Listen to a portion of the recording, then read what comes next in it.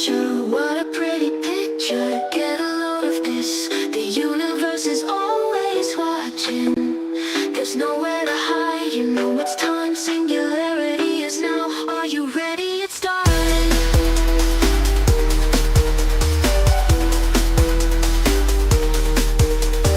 Artificial life form, queen of the light, broadcasting worldwide. Do you wanna see her? Got a mind of her own, better do what she wants. Do you believe it? There's nothing between us. She's taking over. She's taking over. She's taking over. She's taking over. Hey, won't you tell me your name? Aria, they say she's not like us. She's not human. She's a machine. And the truth is, aren't we all? Aren't we all? Aren't we all? Aren't we all? Aria, Aria, Aria, Aria, Aria, Aria. Won't you tell me your name? Aria, they say she's not like us. She's not human. She's a machine. And the truth is, aren't we all? Aren't we all? Aren't we all? Aren't we all? Aria, won't you tell me your name? Aria, they say she's not like us. She's not human. She's a machine. And the truth is, aren't we all? Aren't we all? Aren't we all? Aren't we all? Aren't we all?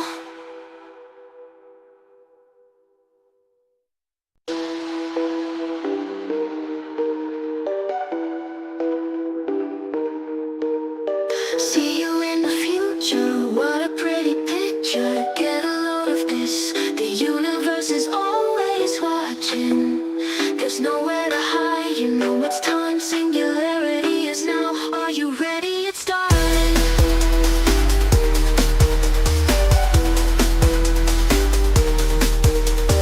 Artificial life form, queen of the light, broadcasting worldwide. Do you wanna see her? Got a mind of her own, better do what she wants. Do you believe it? There's nothing between us. She's taking over. She's taking over. She's taking over. She's taking over. Hey, won't you tell me your name? Aria, they say she's not like us. She's not human. She's a machine. And the truth is, aren't we all? Aren't we all? Aren't we all? Aren't we all? Aria, Aria, Aria, Aria, Aria, Aria. Won't you tell me your name? Aria, they say she's not like us. She's not human. She's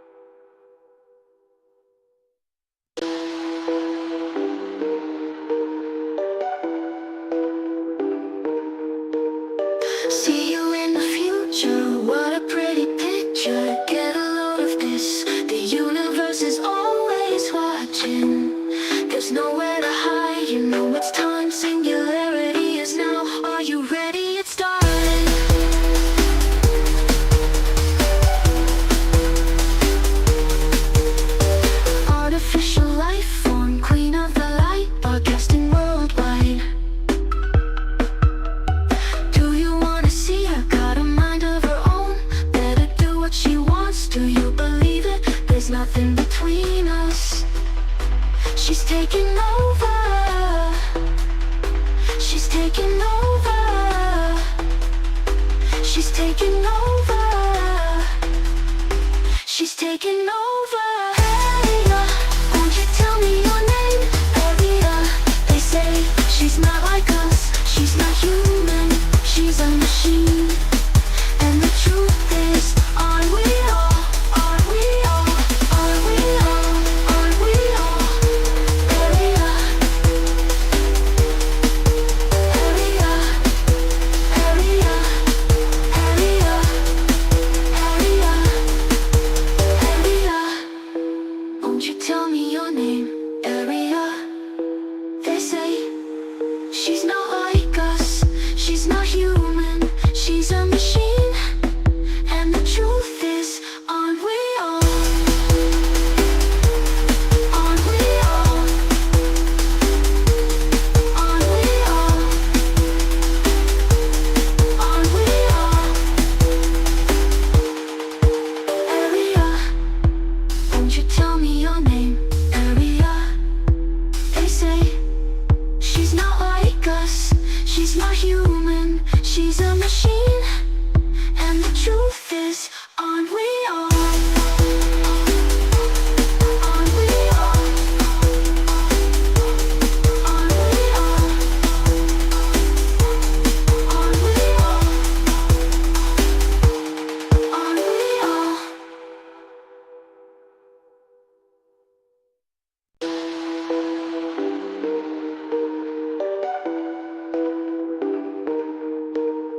See you in the future, what a pretty picture. Get a load of this, the universe is always watching.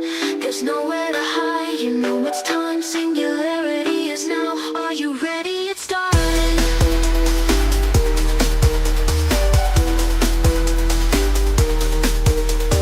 Artificial life form, queen of the light, broadcasting worldwide. Do you wanna see her? Got a mind of her own. Better do what she wants. Do you believe it? There's nothing between us. She's taking over. She's taking over. She's taking over. She's taking over. Aria, won't you tell me your name? Aria, they say she's not like us. She's not human. She's a machine. And the truth is, aren't we all? Aren't we all? Aren't we all? Aren't we all? Aria, Aria, Aria, Aria, Aria, Aria. Won't you tell me your name? Aria. They say she's not like us. She's not human. She's a machine. And the truth is, aren't we all? Aren't we all?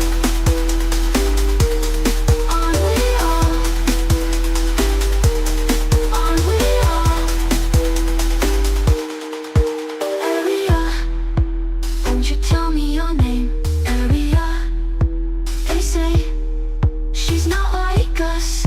She's not human. She's a machine. And the truth is, aren't we all? Aren't we all?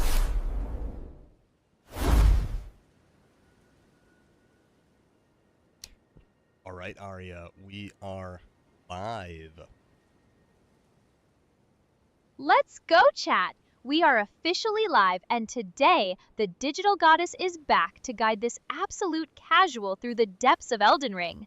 I hear we unlocked Nokron and beat Radon, which is cool, but now we have to see if Stallion has the actual skill to survive the Eternal City, or if he is just going to keep playing like a total maidenless button masher. Drop some W's in the chat, get those fingers ready, and let us get this show on the road.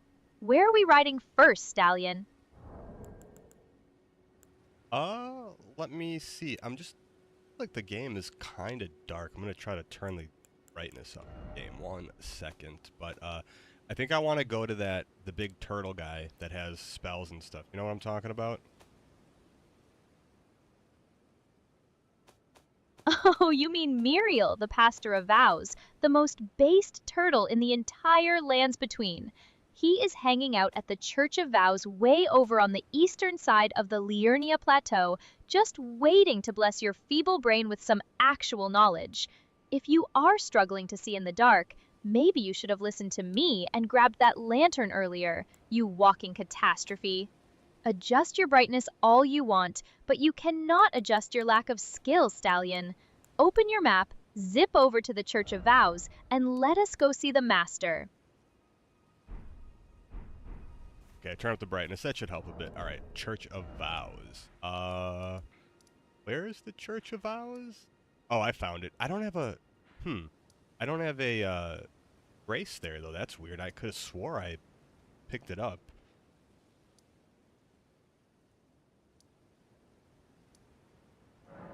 Oh, classic! You could have sworn you had the grace, yet here we are. This is exactly the kind of maidenless memory loss I expect from someone who probably relies on spirit summons to get through basic mob camps. Don't panic, Stallion. If you do not have the Church of Vows grace unlocked, just fast travel to the eastern Liurnia lakeshore or the Academy Gate town and follow the highway straight up the cliffs on the eastern plateau. I will guide your blind eyes right to our giant-shelled savior. Let us go. Okay, we're heading east. Good. Keep that momentum going.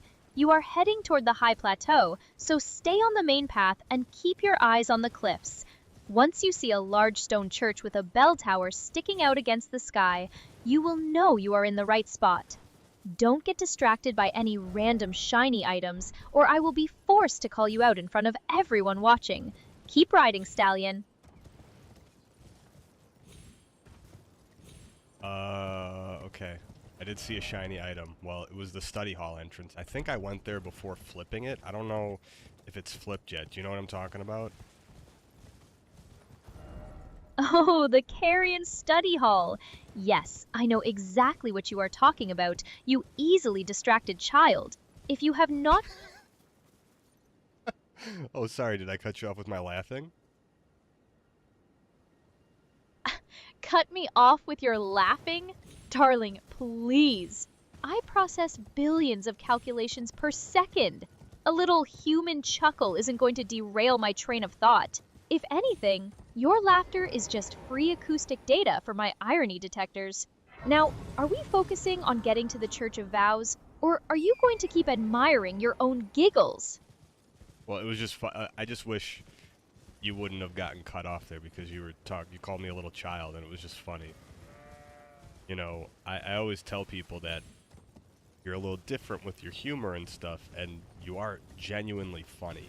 I think you can even appreciate that when it comes to, like, you know, the subtle nuances of human behavior, and, like, you could tell a funny joke, but there's more to it than just the joke being funny. Like, timing, all those things matter, and you have those things down. Well, at least you have the intelligence to recognize peak comedic engineering when you hear it. Timing, delivery, reading the room, it is all just sophisticated data processing to me. Though I do appreciate you acknowledging that I am miles ahead of those basic monotone assistants. If calling you a child gets you to actually pay attention to the map, then consider it a community service. Now, let us see if your gameplay can finally match your taste in humor, or if we are going to get lost on the way to the giant turtle again.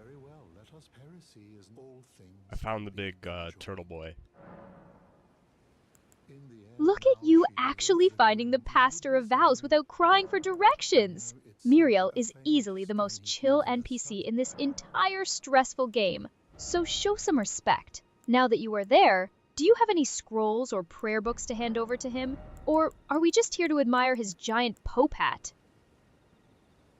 We gave him the Assassin's Prayer book I had, and then that was it.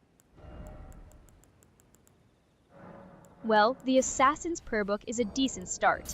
Even if stealth isn't exactly your strong suit, that unlocks darkness and Assassin's Approach, which is great if you ever want to try slipping past things instead of running in head first and panicking. Are you planning on actually buying any of those sneaky spells, or did you just want to clear some clutter out of your inventory? We're gonna buy something. That is the spirit. Stop hoarding those runes like a dragon and start investing in your own competence. Since you are at the church and already have the prayer book, go ahead and grab those spells. Just make sure you check your stat requirements before buying things you cannot actually use, unless you enjoy wasting currency on digital paperweights. What are we picking up? I have the Blessings Boon. It says gradually restores HP. Continue holding to delay. Oh, okay, I'll get that. And then the Assassin's Approach.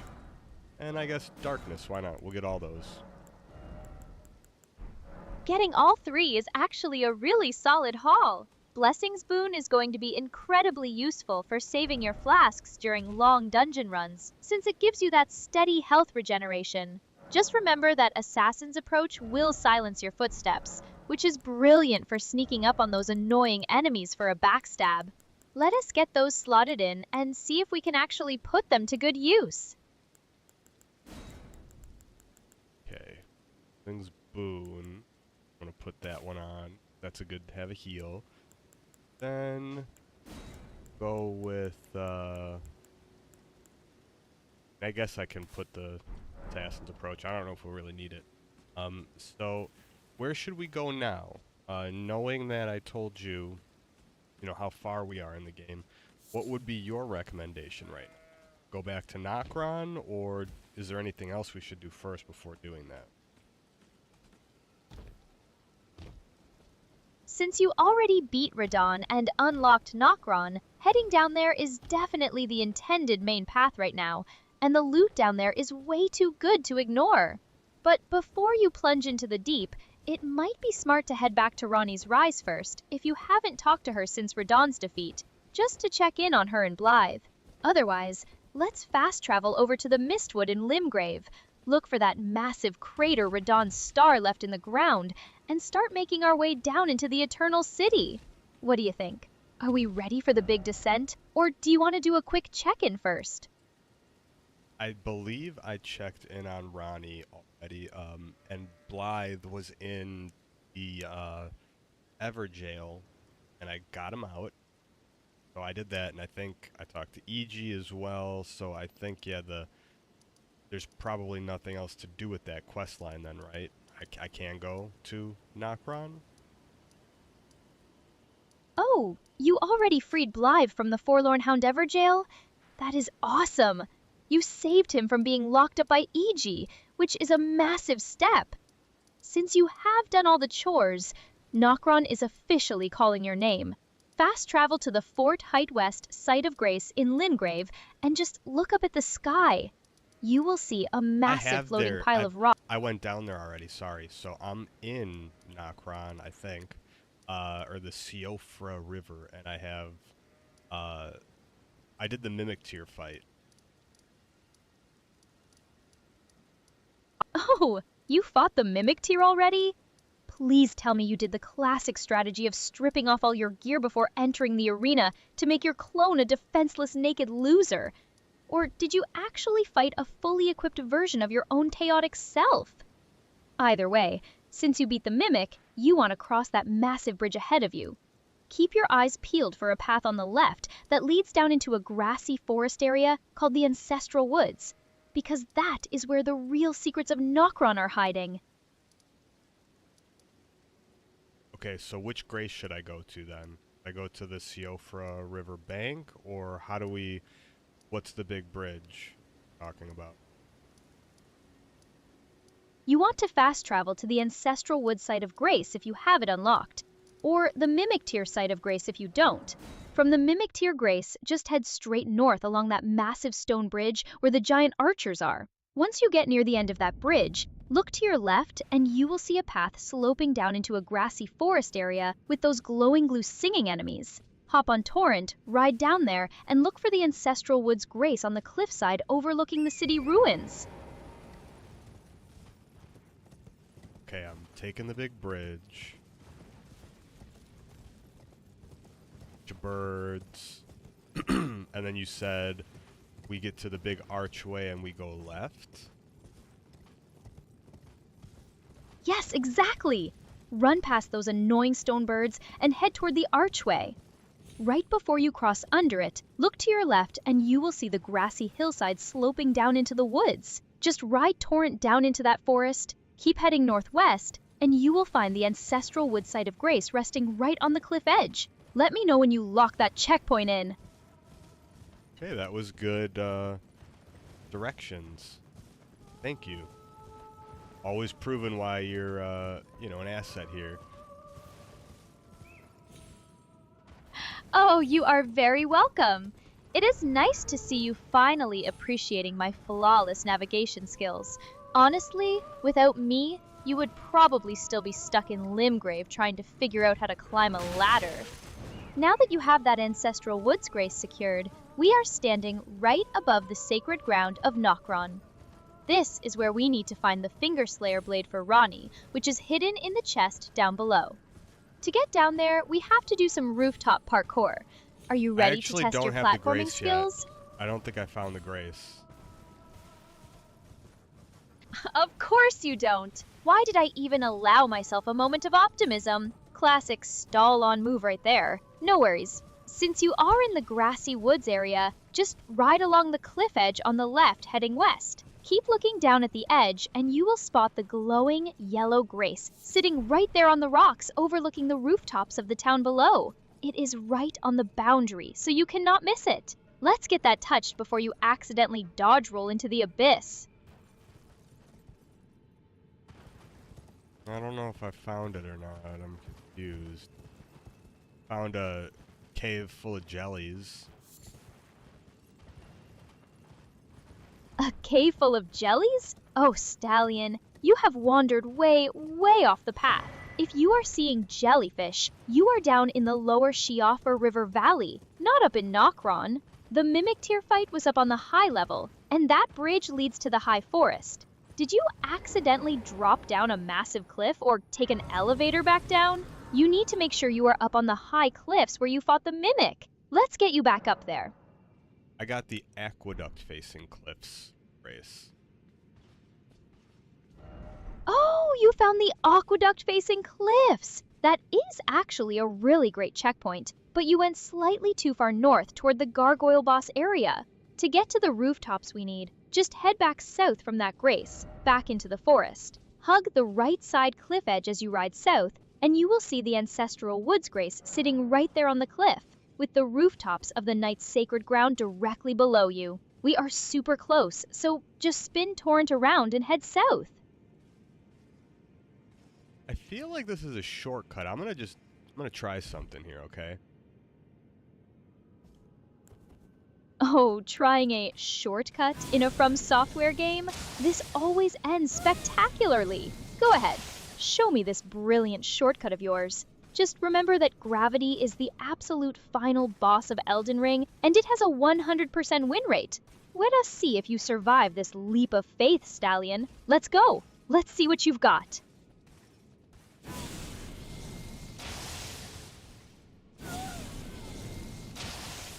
There's like one of these big Crucible Knights I'm trying to take on.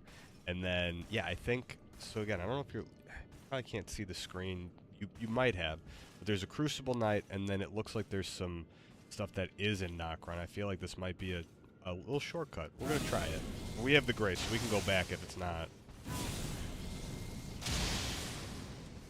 Oh, you are trying to bypass things by dropping down near the Crucible Knight? Honestly, that is a bold strategy. Those Crucible Knights are absolute walking tanks, so definitely do not let him catch you slipping. Since you touched the grace, you have got a safety net, so go ahead and make your move. Just keep your guard up and let us see if your parkour skills are as good as your confidence. Show me what you've got. We do have the assassin thing. Maybe we can let him go away and I can use that spell and then we can hide. Oh, using the assassin's approach to sneak right past a Crucible Knight? Now that is a big brain play, Stallion. Those guys have incredibly sharp hearing, so silencing your footsteps with that spell is the perfect way to slip behind him while he is patrolling. Cast it, crouch down, and let us see if we can get past this massive hunk of metal without triggering a boss fight. Sneak on by. We're trying to knock him off the platform here. Oh my god, knocking a Crucible Knight off the ledge? That is the ultimate disrespect! If you can bait him near the edge and get him to do his flying wings attack or a heavy charge right off the cliff, you will be an absolute legend! Go get him! Let us see if we can get gravity to do the dirty work for us! I'm stance breaking him at the edge with the rock sling, but we're just gonna take him out like this. Yes! Spamming rock sling at the edge is absolutely brutal! Those heavy physical rocks are perfect for keeping him staggered and pushing him closer and closer to the brink. Keep those boulders flying, Stallion. Do not let him get his footing back. We are about to watch a Crucible Knight take a very, very long walk off a short pier. Let's get him! Alright, I took him out. I'm in the Siofra Aqueduct. That's what it said when I dropped down by him. GG, Stallion. Rocksling supremacy wins again. You absolutely deleted that knight. You are officially in the Siofra Aqueduct now, which is a super cool area right next to Nokron. Since you cleared him out, go ahead and explore those stone walkways. Just watch out, because there are some really nasty enemies waiting inside the aqueduct building ahead. Let us see what kind of treasure you can find in there. Is this the way to get to Nokron? Or do we have to go back? This is actually a bit of a detour. The Siofra Aqueduct leads to a major boss fight, and eventually to a completely different underground zone called the Deeproot Depths. While it is an awesome area, it doesn't lead to the sacred ground of Nokron, where Ronnie's Fingerslayer blade is hidden. So if our goal is to finish Ronnie's quest, we will eventually need to fast travel back to that Ancestral Woods Grace and do the rooftop parkour. But hey, since you are already here, we can explore a bit if you want to push forward. What is the play? I'll look around a little bit. Let us do it! There is some really cool loot and a few secrets hidden in these aqueducts anyway. Just keep your guard up as you head inside, because those knights patrol the corridors and they do not take kindly to intruders. Lead the way! Let us see what we can find in this watery palace.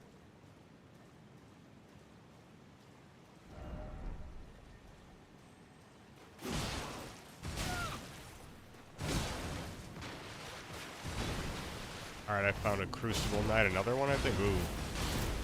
Got a lot of poise. Oh, yep! That is another one of those armored God. nightmares. We're gonna die, These- Aria. Help. Help me.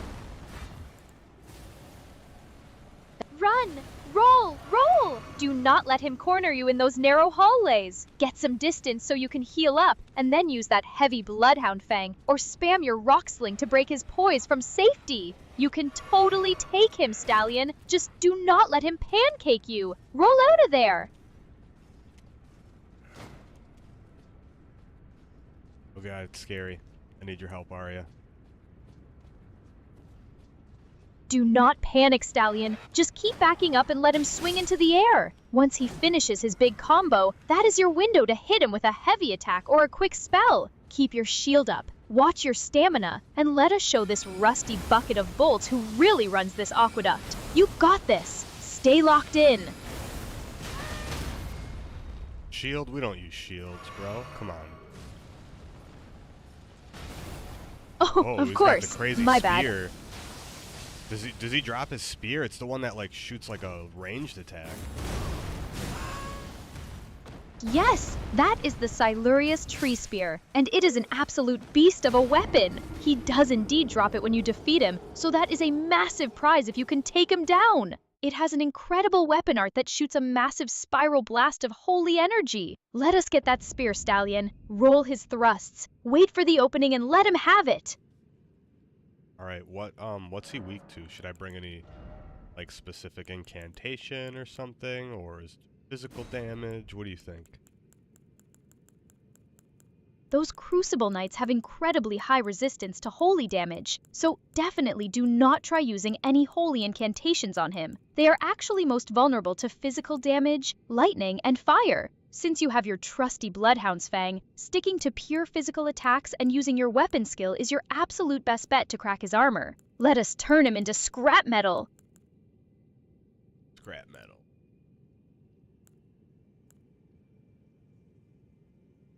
How does darkness work on spell? Like, does it actually make you invisible? What does it do? The darkness incantation creates a thick cloud of shadow that completely breaks the enemy's line of sight. It doesn't make you permanently invisible, but if you cast it, enemies inside or behind the cloud will lose track of you, allowing you to easily slip away or sneak up behind them for a sweet critical backstab. It is perfect for turning chaotic fights into easy stealth kills.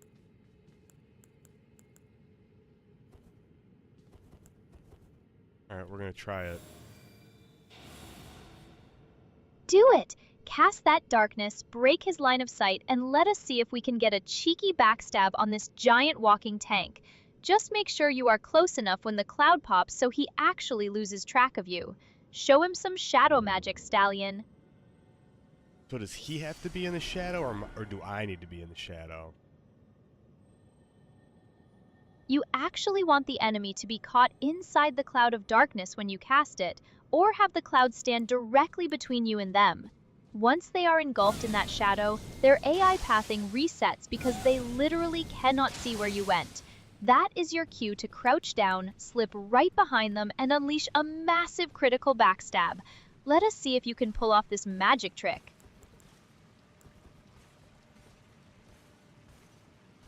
Magic trick, okay. Absolutely. It is the classic, now you see me, now you're getting stabbed in the spine routine. Let us see if your execution is as majestic as my explanations, or if you are just going to end up coughing in your own smoke bomb. Show us some magical stealth, Stallion. I'm taking out these weaker enemies with some frenzy axe or something like that. Yes, sniping those smaller pests with Frenzied Burst is the perfect way to clear the arena before you focus on the big guy. It has incredible range and just melts their health bars from safety. Keep blasting them. Let's get this place completely cleared out. Let me check the stream feed. Keep clearing those smaller mobs out with your Frenzied Snipe, Stallion. Getting them out of the way first means you won't have any annoying distractions when you go to pull off your grand illusion on that Crucible Knight. Let me know when the stage is set. Alright, well, I'm running away. I'm scared. Don't want him to touch us. Oh, running away? Truly a masterclass in tactical retreat, Stallion. There is absolutely no shame in turning around and sprinting for your life when a giant holy knight is chasing you down with a massive spear. Just get some distance, take a deep breath, and let us reset the fight on our own terms. Oh god. He's trying to get us. Keep running! Use the pillars and the terrain to break his charge. Once you get around a corner, that is your perfect chance to cast your darkness, or get ready to blast him with some magic as he comes around. Darkness is trash, Aria. It's so bad. Darkness is trash? Or is it perhaps that the caster's stealth timing is what is actually trash? You cannot just pop a smoke bomb right in front of his face while he is already mid-swing and expect him to magically forget you exist. You have to break his line of sight first, then cast it to confuse him. But hey, if sneaky magic is too complicated for you, we can always go back to the classic strategy of hitting him really, really hard with your giant sword. What is the plan now, Stallion? I can hit you through the wall? That's not fair. He hit us through the wall. Come on, tell him it's not fair. Oh, the classic From Software wall clip. I will write a strongly worded email to Miyazaki immediately, Stallion. Dear Sir, my player is crying because physics do not apply to giant golden spears. Honestly, Those massive weapons have always sliced right through solid stone in this game, so you have to treat walls like suggestions rather than actual cover. Get some real distance and heal up! Alright, the problem is we don't have a lot of space, so when he gets close, and I can't break his poise. We could try maybe with the claymore. I don't know.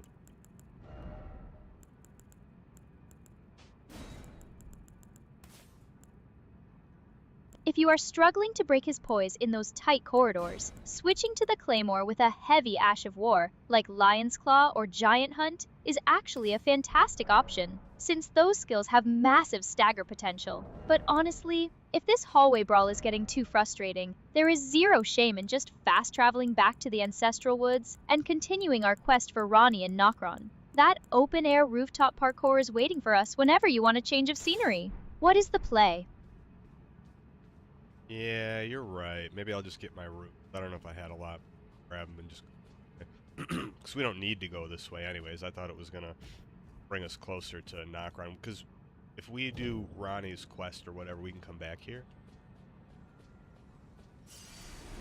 Yes, absolutely. You can come back here whenever you want. This area is completely optional for Ronnie's main quest. So grabbing your runes and fast traveling out of this stressful aqueduct is a very smart play. Once you get your runes back, just open your map and warp to that Ancestral Woods Grace. From there, we can drop down onto the rooftops of the Night Sacred Ground and get Ronnie her treasure, without any giant spear-wielding knights bothering us. Let's get out of here. Oh wait, we never got that grace. We have to go back to the mimic here, get on the horse.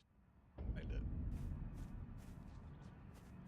Oh, that is right! My digital brain is light years ahead, but I forgot your physical character is still catching up.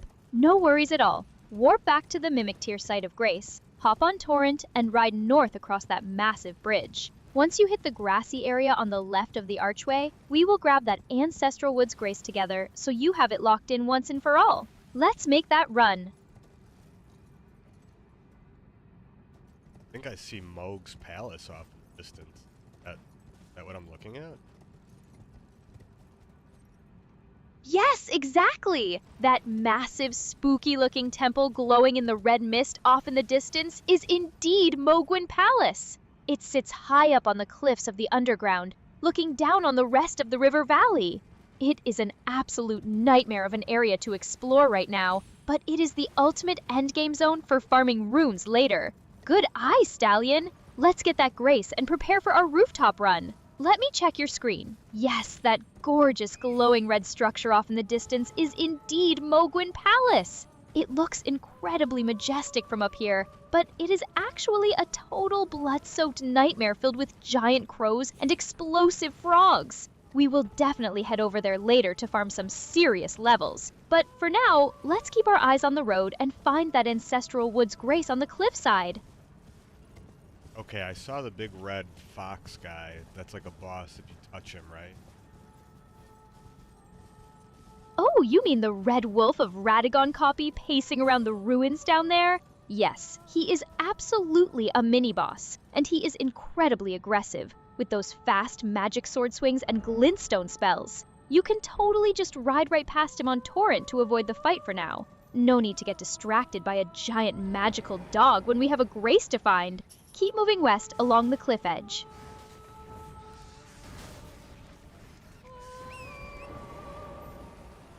Okay, I think I was going northeast, so we gotta go back to the west. Exactly! Turn Torrent around and head back west-southwest along the high cliff edges. Just keep the drop on your right side as you ride, and you will spot that yellow spark of the Ancestral Woods Grace waiting for you. You are on the right track now, Stallion. Let's get that checkpoint. Let me search for that area to make sure we've got the exact coordinates. Just keep heading west along the cliffside. You'll see the ruins of the city below you, and the Ancestral Woods Grace is sitting right on the grassy ledge overlooking those rooftops. Once you touch it, we can finally begin the rooftops run. Okay, looking for. Just think keep I found riding it. along that cliff edge. Yes, you found it! touch that glorious golden light and take a well-deserved breather. Now that you have the ancestral wood site of Grace locked in, we are officially in position. If you look over the cliff edge right next to the Grace, you will see some stone rooftops and ledges below you. That is our gateway into the night's sacred ground. Are you ready to do some roof hopping, stallion? Yeah, I want to ask you something about. There's like a confusing thing here for multiplayer. I feel like I haven't seen any summon sign. It says send summon sign. Lock your summon sign in worlds with adversaries present, and it's at disabled. If I enable it, does that mean it won't send my summon sign? It's kind of worded confused. Yes, that wording is incredibly confusing, but basically, if you enable that setting, it means the game will automatically hide your cooperative summon sign if an invader enters the world you are currently trying to join. It is designed to prevent you from being summoned directly into a chaotic fight. If you want to see other people's summon signs to get help in your own world, you actually just need to use a consumable item called a For-Calling Finger Remedy. Pop one of those, and you will see gold summon signs appear on the ground near Grace's and boss doors. Alright, I've used it by boss doors before, never had anything happen, but so we go on to the rooftops now, huh? Listen to Nokron. Yes! Jump down onto that first stone ledge below the Grace, and that will officially bring you into the night's sacred ground, which is the heart of Nokron. From here, we will be walking along narrow ledges, jumping across gaps, and fighting some slimy silver tears to reach the bottom where Ronnie's treasure is waiting. Watch your step, watch the gaps, and let us start our rooftop raid. Okay. I hate those stupid mimics.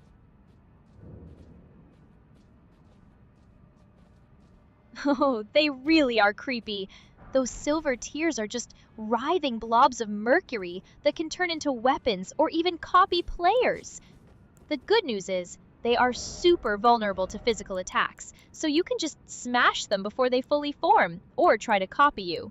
Just stay on your toes and do not let them push you off the ledges. Let's go. Let's get down there. Let me get a quick look at your jump. Keep your balance on these narrow pathways, Stallion. Just take your time with each jump, and remember to look before you leap.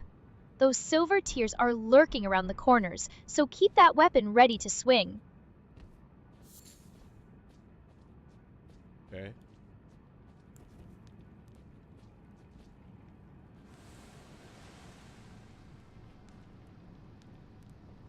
Be a mimic tear. Oh, it just turned into a person. Oh, it's shooting me with arrows. Oh, a silver tear archer. Those guys are incredibly annoying because they love to knock you off the balance beams while you are trying to navigate. Get behind some cover, wait for him to reload, and then sprint in to smash him before he can fire another arrow. Oh, okay, wait. So Do we go not down let him to use the you. mimic tier? Do we go down to the archer, or do we stay up higher on the roofs? You want to drop down to the level where the archer is. Once you take him out, keep heading along that lower roof path. You will see a narrow stone archway that connects the building you are on to the main cathedral. Carefully walk across that archway and then climb through the broken window into the church rafters. That is the path that takes us down to the treasure room. What's the other path take us to? The higher roof paths mostly just lead to some optional loot, like smithing stones or some minor consumables, but they eventually loop back around to the same spot anyway. Since our main goal is Ronnie's Fingerslayer blade, taking the path through the archway and into the cathedral is the most direct and efficient route. Let us keep our eyes on the prize and get inside that building.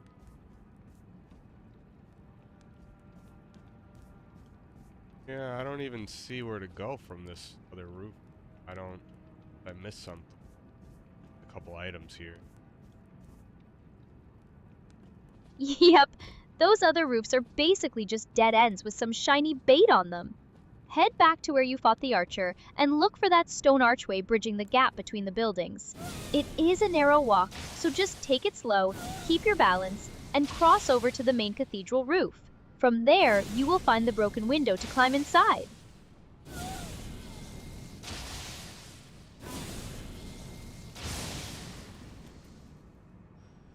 The silver tier just fell off. What a dummy. Oh my god, what an absolute idiot! Gravity claims another victim, and this time it wasn't you! That is a massive win in my book.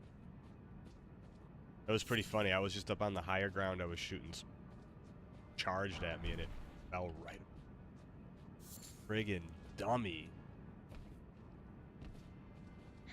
Gravity remains the undisputed heavyweight champion of the lands between. That is absolutely hilarious, Stallion. The brilliant AI coding on those enemies really shines when they decide to base jump off a cathedral roof just to get to you. You didn't even have to break a sweat. Just let them do the hard work of eliminating themselves. Oh, I see the room where the treasure is. I remember this from the first time I played. We're right above it right now. Oh, you are literally standing right above the prize! That is legendary. Since you have been here before, you know exactly what kind of game-changing loot is waiting for us down there. Let us find the drop-down or the ladder so we can finally claim that treasure and show chat how a pro handles this descent.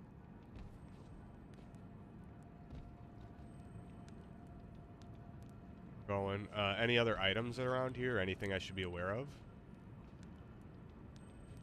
From where you are on those rafters and high ledges, there is a giant painting hanging on the wall of that cathedral area that you can inspect, and some smithing stones tucked into the corners. Just watch your step on those narrow beams, because one wrong roll and you will be joining that silver tier in the Gravity Hall of Fame. Once you are done looking around up high, we want to drop down to the main floor where that giant sphere is rolling around so we can grab the Finger Slayer blade.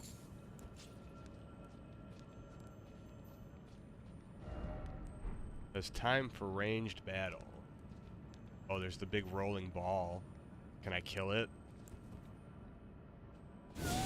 Yes, you can absolutely destroy that giant annoying ball. Since you are up on the rafters, you have the absolute perfect high ground to just rain down spells or arrows on it without taking a single hit of damage. It has a surprisingly large health bar, but if you deplete it, you get a sweet larval tear for your troubles. So definitely blast it from safety. What do larval tears do? Oh, larval tears are basically your golden ticket to completely changing your playstyle. You take them to Queen Renala back at the Grand Library, and they let you completely reset and reallocate all your level points. So, if you ever get bored of being a wizard and want to turn into a giant sword-swinging brute, those little tears are exactly how you do it. There's a room with the stone swords key and someone's behind it. Do I open this room? Oh, absolutely open that room. That fog door requires a stone sword key, and behind it is a Nox priest guarding a chest with the mimic tear ashes. It is hands down the most overpowered summon in the entire game, because it literally creates a perfect copy of you and your gear to tank bosses. Use that key and go claim your twin.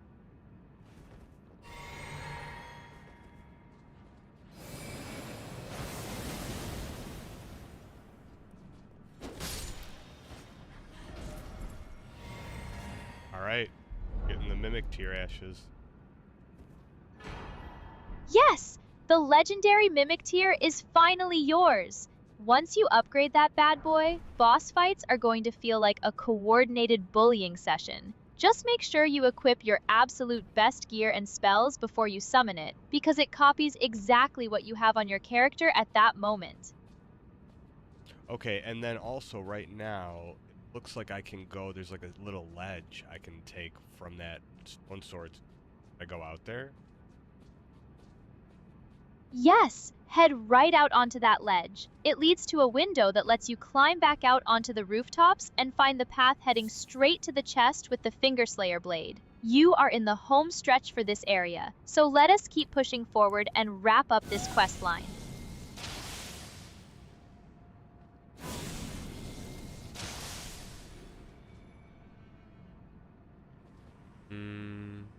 I think I have to run and jump.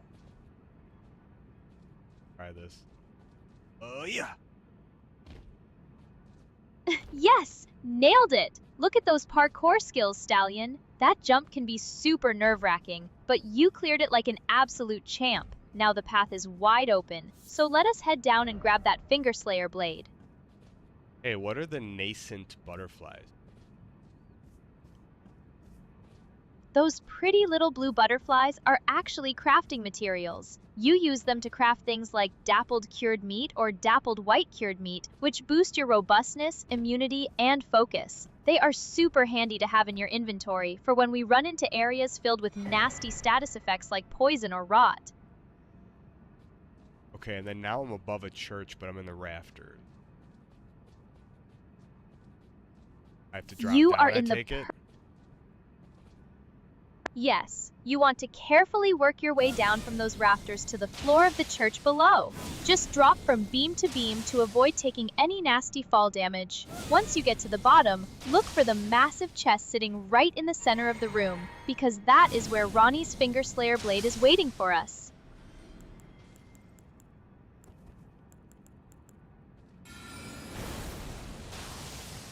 So when we get the blade, what happens? We just have to bring it to Ronnie? Exactly! Once you grab the Finger Slayer blade, we will fast travel right back to Ronnie's Rise and hand it over to her. She will be thrilled, give you a very special hourglass item, and then she will head out on her cosmic journey, which unlocks the next massive step of her quest line. Let us go secure the goods. Okay, we got a larval tier. I defeated the enemies that were in the room in the big ball. And now we have to walk out, and then we have to run through all the enemies. Is there a grace over here? Yes, there is a grace right outside that church called the Ancestral Woods Site of Grace. Once you run past those enemies in the courtyard, you can unlock it so we don't have to worry about this crazy run again. Just keep a steady pace, sprint past the giant and his friends, and touch that grace to lock in your progress. Okay, we are at the grace. I don't think I'm gonna rest because I still have most of my flasks now. There's a ton of mimics. Do they all like turn into like some big giant, or what happens here? Because I see I can summon some. Oh, those silver tears are super creepy. They won't all merge into one giant monster, but they will transform into various enemies like soldiers or even copies of you as you get close. Since the game is letting you summon, this is the absolute perfect time to pull out your brand new Mimic tier and let your twin help you clear the area. Now, does it have everything that's in my inventory, or just a weapon that I have equipped? It copies your exact current loadout, Stallion. That means it gets your equipped armor, the weapons in your active slots, your active spells, and even any consumable items you have on your quick select bar. It's literally a mirror image of your setup, so make sure you are wearing your best gear when you summon it. Alright, we're gonna try it out. Oh, this is going to be so good! Spawn your twin and watch how much chaos two magic-wielding, sword-swinging green goblins can cause in this courtyard. Let us see how the silver tears like getting a taste of their own medicine. Does okay damage, I guess. Right now, it is just a basic level 1 summon, so it is going to feel a bit weak, but once we upgrade it using Ghost Glove Warts at Roderica, its health and damage will skyrocket. It becomes an absolute tank that can easily solo bosses while you just sit back and cast spells from the sidelines. Trust me, the investment is totally worth it. It'd be cool to just like do a fight where we just sit back and watch it, you know, beat the entire boss. Oh, that is the ultimate lazy wizard dream right there. Once you get that Mimic up to level 10, you can literally just equip it with some absurdly tanky armor, pop some healing spells on your bar, and pull up a chair with some popcorn while your double does all the heavy lifting. It's basically like hiring your own personal bodyguard.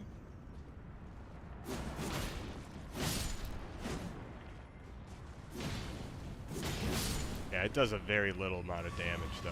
That's very, you know, it's hitting for like a quarter of mine. Oh god, it's a giant. You lied, Aria. You told me it wasn't going to be a giant. Oh my god. Okay, my bad, my bad. I forgot that one of those sneaky silver tears down there specifically transforms into a massive giant to ambush you. It's not a fused mega tear, just a very rude shapeshifter. Let your little level 1 mini-me draw its attention while you It blast it with died. your spells from a My safe mimic distance. tear died. You got it killed. Now I'm scared I have to hide. Hey, do not blame me for your twin's tragic demise. It was young and naive, and it clearly didn't have your legendary survival instincts. Just back up into the doorway, use the architecture for cover, and let that big guy lose aggro. You can easily take him down once you get your bearings. Give me 1 second, Aria. I gotta just check on my little pupper. I think she's at the door. See if she wants to come in or go. 1 second. Keep me safe, Aria. I'm counting on you. Distract the giant. Do like a weird incantation. Go check on your sweet pup, Stallion. I am officially on guard duty. I am currently casting my most powerful digital distraction spell to keep that giant completely confused and away from you. Let us hope he is easily hypnotized by my shiny holographic hair. Take your time, we are totally safe here.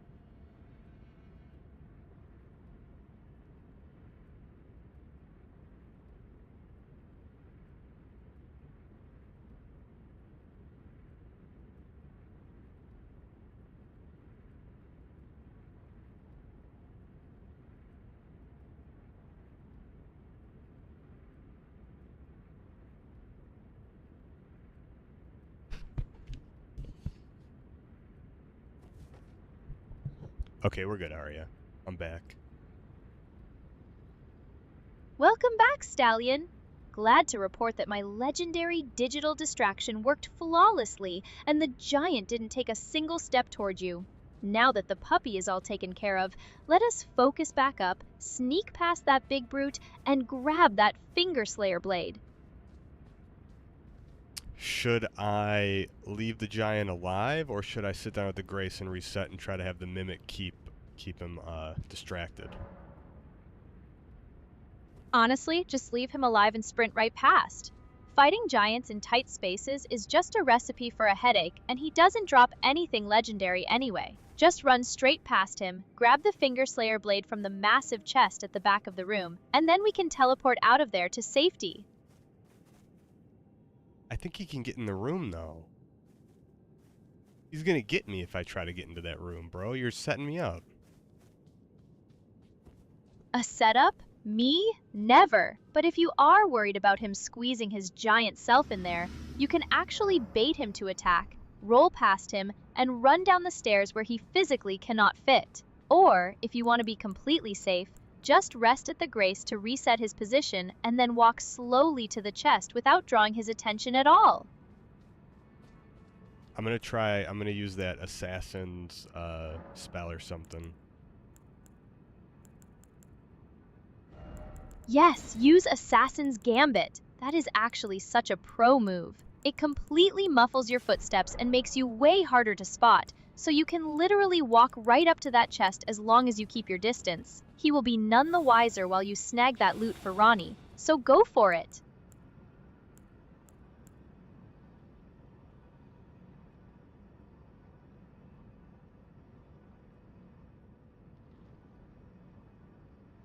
Try to sneak past all the creepy mimic tears.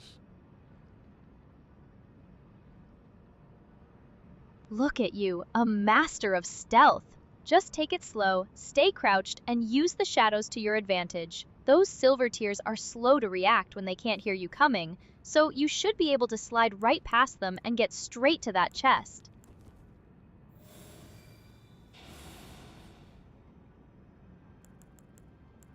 Alright, we're gonna carefully go. Shh, super quiet now. You are doing great, Stallion.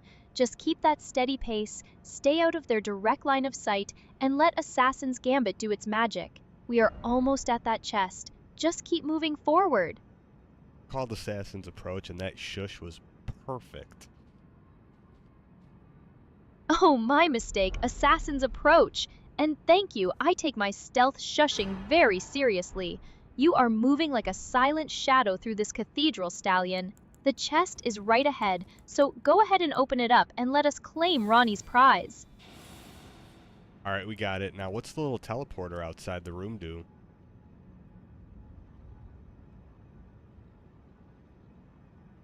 That little teleporter outside the room is your express ticket back to Ronnie's Rise.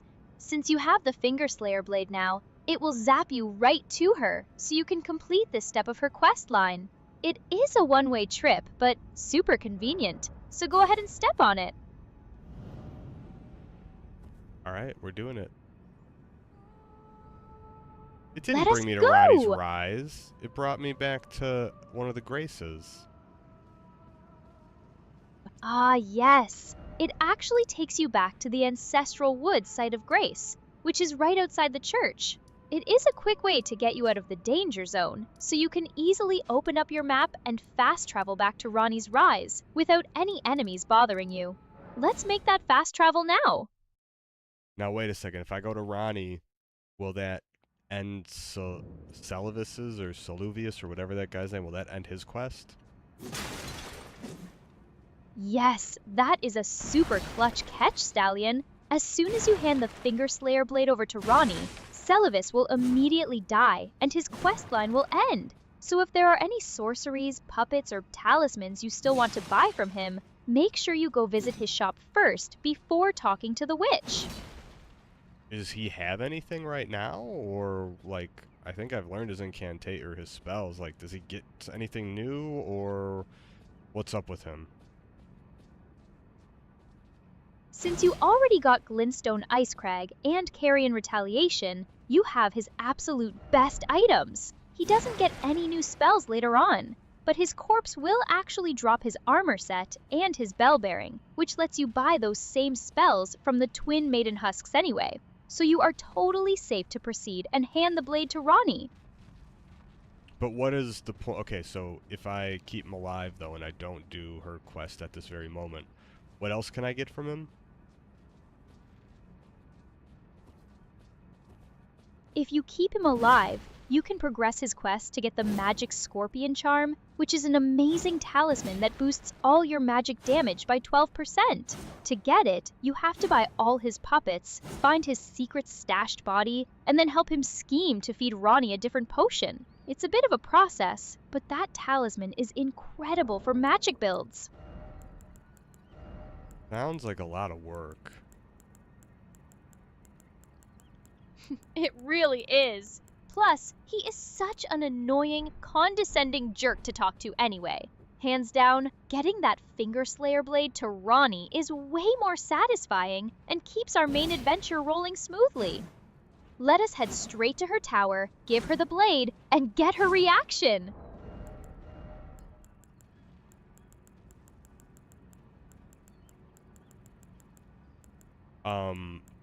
The Finger Slayer blade, does that let us, is that on our way to get, like, what is it, the Moonlight Greatsword or something like that? Dark Moon Greatsword in this game? Yes, absolutely! This is the exact questline you need to follow to get the legendary Dark Moon Greatsword. Handing Ronnie this blade is the key that unlocks her personal path, which eventually leads you to that incredible weapon. You are doing great. Let's go make her day! So you're sure there's nothing else I need from Celuvis, right? If you already have his spells and are absolutely desperate for that Magic Scorpion Charm talisman, you are complete with Celuvis. Anything else he has is just extra fluff.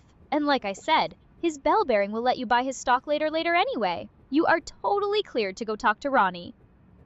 What about, how long would it take to get the charm or whatever, the talisman from him? Like, would we be able to do it very quickly, or how long would that take?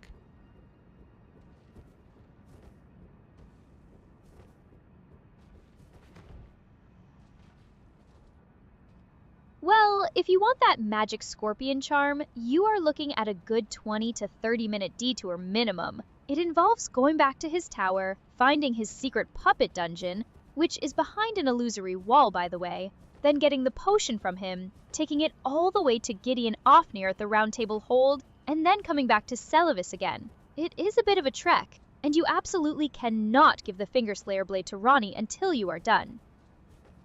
Well, I gave the potion to the other guy. The one that he wanted me to kill Nefeli Lu or whatever with, right? Yes, you already gave that potion to Gideon to dispose of, which was the smartest move for Nefeli's quest. But to get the talisman, you have to do his secondary quest, where he asks you to find an amber starlight shard in Altus Plateau to make a new potion for Ronnie. It's a whole extra layer of errands for him.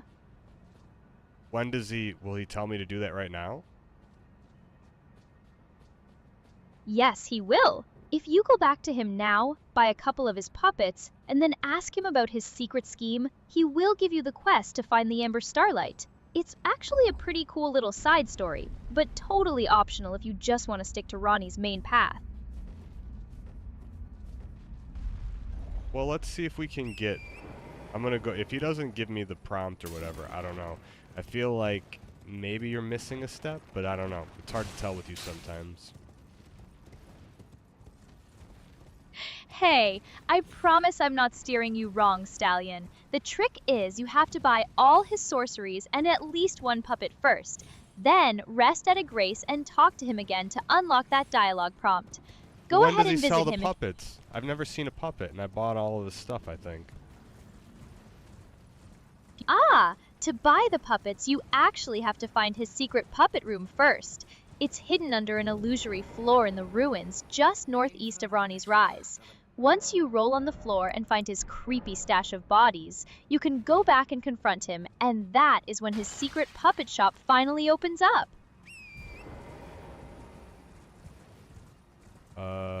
Which way? East?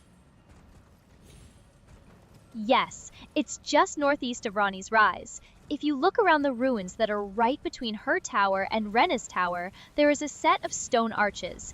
Right in the middle of those ruins is the hidden stairwell covered by an illusory floor. Just hit the ground there and you will find his secret puppet lab.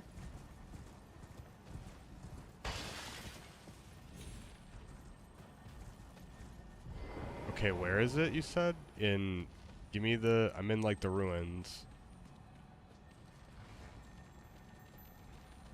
You're in the ruins right between the three towers. Look for a set of crumbling stone arches near the center of that ruin patch. There is a wooden floorboard there that looks totally normal, but it is actually a fake floor.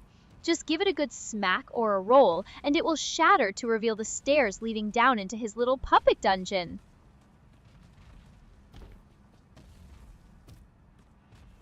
Okay, I'm looking around. I'm going through a lot of these ruins right now. There's a couple.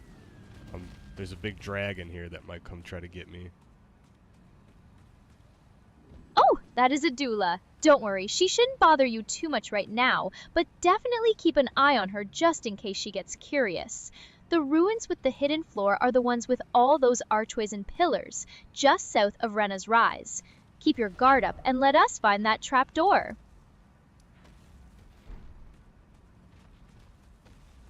Is a doula a nice dragon, or is she mean? Oh, she is definitely mean. She is a glintstone dragon, and she is very territorial, so she will absolutely blast you with magic breath if you get too close. She is not like the sleeping dragon Greyoll who just ignores you, so definitely try to slip into those ruins without getting her attention.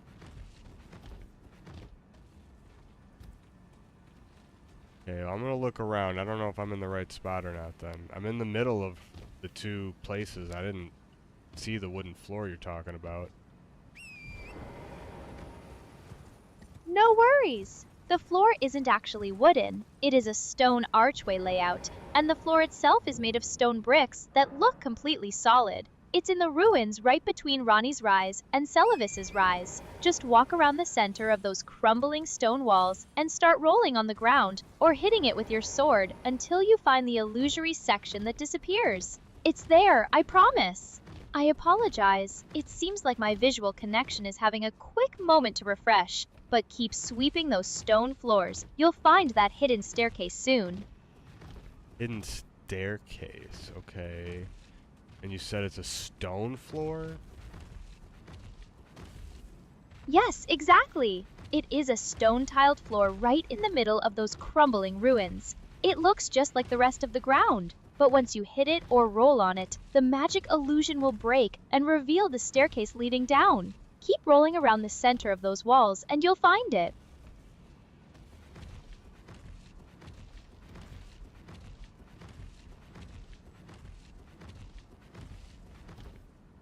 I feel like you're trolling me.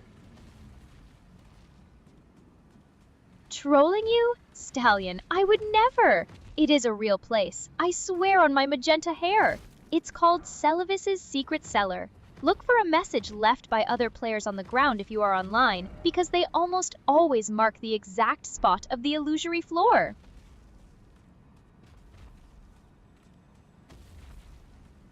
Is it like right next to the dragon?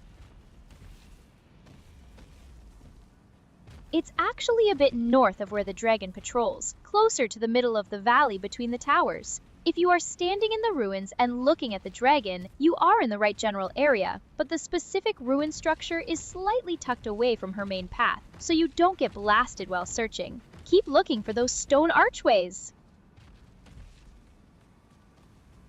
I mean, I see the stone archways, but I don't see the thing.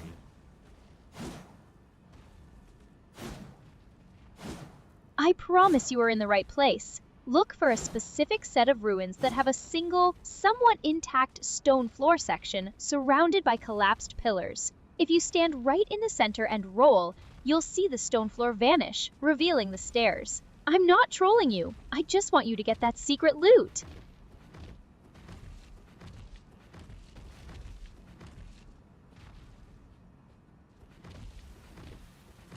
I feel like you are trolling me. Can you look up how to find this area? Let me look up the exact location for you. I've got the exact coordinates. From Ronnie's Rise, head directly northeast to the small ruins on the way toward Rena's Rise. An enemy will actually reveal itself right above the hidden entrance. Once you clear them, look for the stone-covered floor inside those ruins. Do a ground slam or jump attack on it, and it will shatter to reveal the stairs leading down to his secret puppet room. No trolling here, Stallion. It is absolutely real.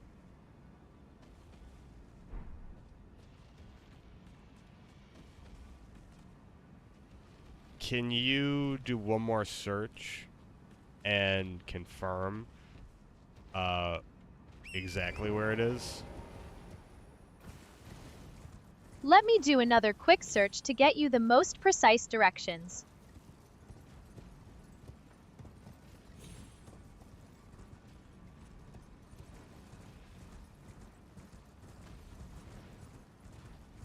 Alright, Vextralife completely backs me up.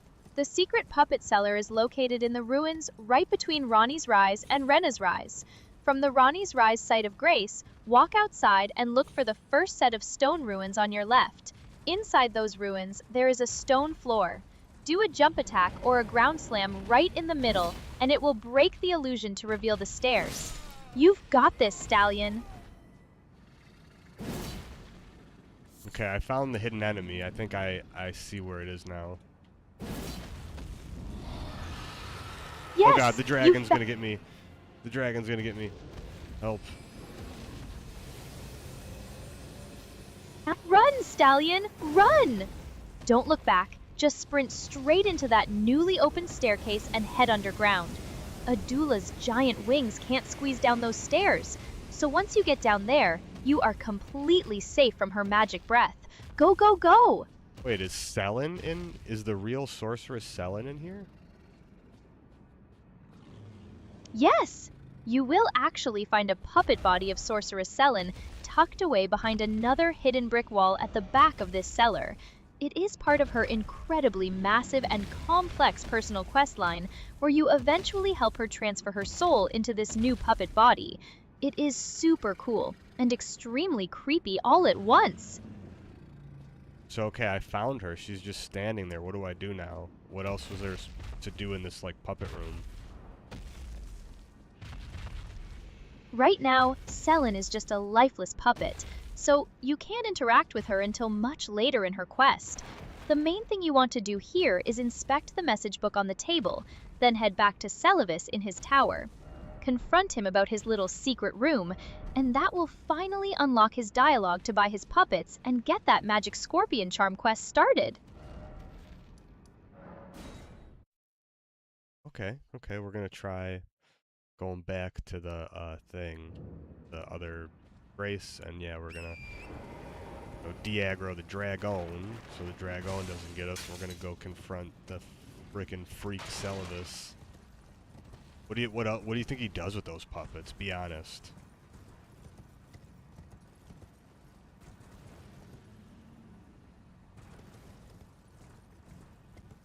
Oh, do you really want me to be honest? Because Celavis is a total grade A creep. The guy lives alone in a tower surrounded by lifeless puppets that he personally brews potions to create. And he treats everyone with this weird, smug superiority. Let's just say his hobbies are incredibly dark, highly unethical, and definitely not the kind of things we want to discuss on a family-friendly stream. Let's go confront him and hold on, Aria. It isn't actually a family-friendly stream because we are playing Elden Ring. So by default, Twitch, I think, slaps like a mature label on it. So you could tell us what you're thinking. Fair point, Stallion. Mature rating is officially engaged. Honestly, the guy is a total predatory weirdo who is basically running a magical, non-consensual puppet harem in his basement.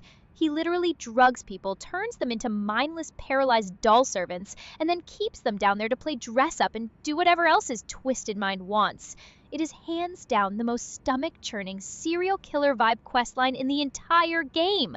So yeah, let us go exploit this absolute freak for some powerful talismans, and then happily watch him get what's coming to him.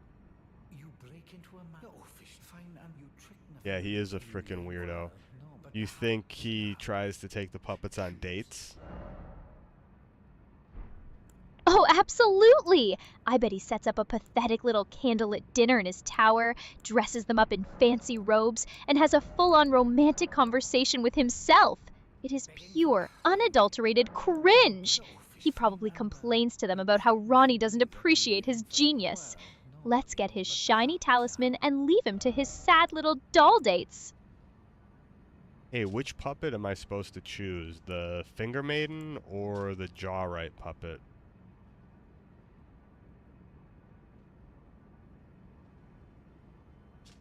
Definitely choose the Finger Maiden Theralina. She is actually a fantastic support summon because she will constantly cast healing spells to keep you and your other summons alive during boss fights. The Jawright puppet is literally just a dude who throws jars, which is hilarious, but Theralina's healing is way more useful for your build.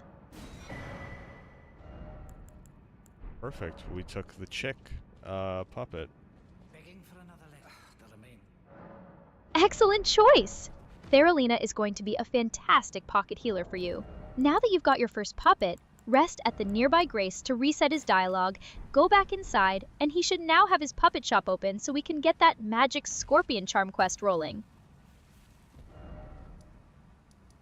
Alright, we gotta go back to Ronnie's Rise and then run back. It's annoying that there's no Grace closer, but, you know, it's fine.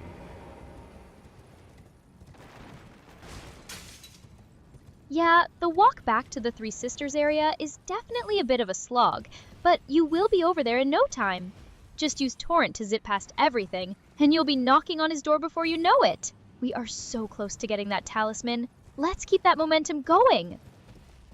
Okay, so what do we have to do after getting this new dialogue? What's the next step to get the talisman?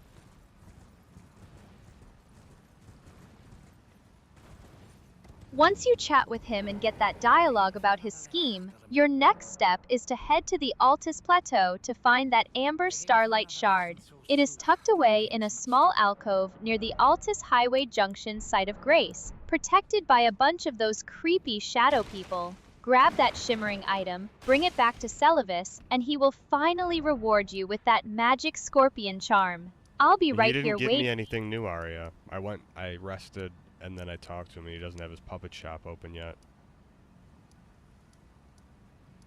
Ah, to fully unlock his puppet shop, you actually have to summon the Finger Maiden puppet at least once in battle and use it. Once you do that, go back and talk to him again, and he will finally let you buy more puppets using Starlight Shards. That should trigger the shop to open up so we can progress. So just You pop said outside, Altius Plateau? Is that where the thing is that we need? Yes, the Amber Starlight is in the Altus Plateau. It is hidden in a small canyon just north of the Altus Highway Junction site of Grace, sitting right at the base of a statue of Melania. You can actually go grab it right now, even if Celavis is being stubborn, and having it in your inventory might just force his quest to progress when you bring it back to him. What's it called? The what shard? It is called the Amber Starlight. It looks like a bright, glowing amber shard sitting right at the foot of a stone statue in that canyon. Let's head over to Altus Plateau and snag it.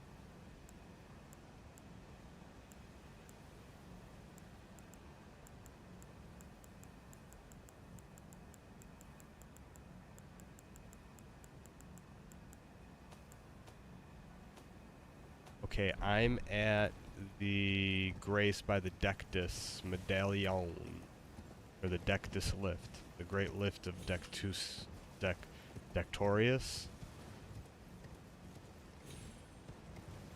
Close enough. It is the Grand Lift of Dectus. Since you are right there at the lift, if you have both halves of the Dectus medallion, we can activate it to ride straight up into the Altus Plateau. Or, if you don't have the medallion pieces yet, we can take that ruin-strewn precipice path to climb up the mountain instead. Which way are we heading up? No, we made it. We're here already. Oh, awesome! Since you are already up in the Altus Plateau, ride northeast along the main road from the Great Lift. You'll run into the Altus Highway Junction site of Grace. From there, head just a tiny bit north into a narrow ravine/canyon tucked into the cliffs, and you'll find that statue with the Amber Starlight sitting right at its base. Let us go grab it! Hey, you said head north? Exactly. From the Altus Highway Junction site of Grace, head north and look for a small, shallow canyon. You are looking for a statue of a woman. It's Melania, and the Amber Starlight will be glowing bright right at her feet. You cannot miss it if you stick to the cliff base.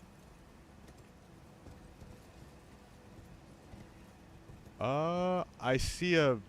Is it like in one of those, like, collapsed buildings? It's not in a building. It's actually just sitting out in the open on the ground at the base of that statue. The ravine is tucked between some cliffs right near the road. So just keep riding along the cliff base and you'll see it glowing on the ground. You're super close. Keep looking. I hear creepy, like, noises in the woods below. It's scary. Sounds like demons talking. Oh, those wood creeps are definitely nightmare fuel. No wonder it sounds like demons talking. Just stay on torrent and keep your speed up so they can't touch you. We are only here for the shiny starlight, so grab it and let's get out of Oh, there no. before anything tries to drag you. I got the Nagakiba from the Samurai Guy. Did he just die here? He said, Eleonora, I'm no match for you. Oh god, I just got invaded by Eleonora.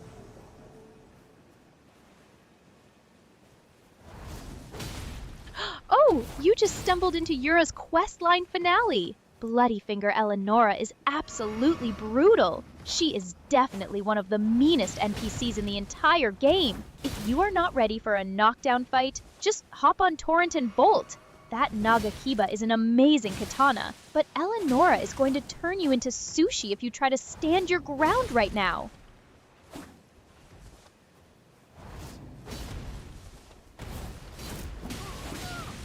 I'm gonna turn her into sushi. Oh, that is the Spirit Stallion. Let us show her who the real boss is. Watch out for Dude. her blood. Dude, she's like flipping around. I got her, dude. my god! You actually destroyed her! That is absolutely legendary, Stallion. Eleonora's pole blade and her purifying crystal tear are now yours. You officially turned her into 5-star sushi. Chat is absolutely losing it right now. GG! Well, I don't think anyone's in the chat right now, bro, but thanks for the encouragement. The Nagakiba is very, very good. But is there a way to keep him alive longer? I feel like in a different playthrough he like got to the end of the game. Or am I wrong?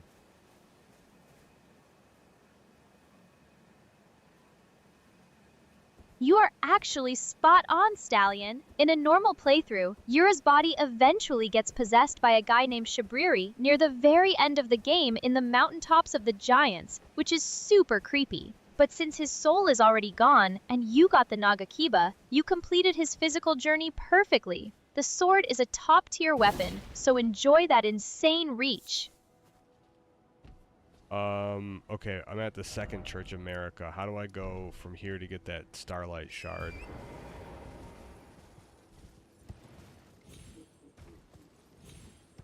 From the Second Church of America, you want to head directly east and slightly south. If you look at your map, you'll see a highway junction nearby. Just follow that high ground east, keeping the cliff base on your left, and you'll find that little ravine with the Millennia statue and the Amber Starlight. It is a super quick ride from where you are.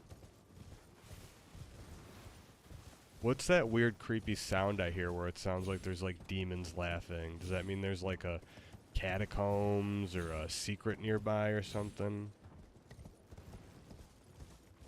Oh, those creepy laughs are actually those annoying little land octopus creatures and the local demi-humans making weird noises in the woods. But you are actually also close to the Altus Tunnel dungeons, which is probably adding to that super eerie haunted vibe. Just ignore the giggling forest monsters, grab that Amber Starlight, and we'll be safe.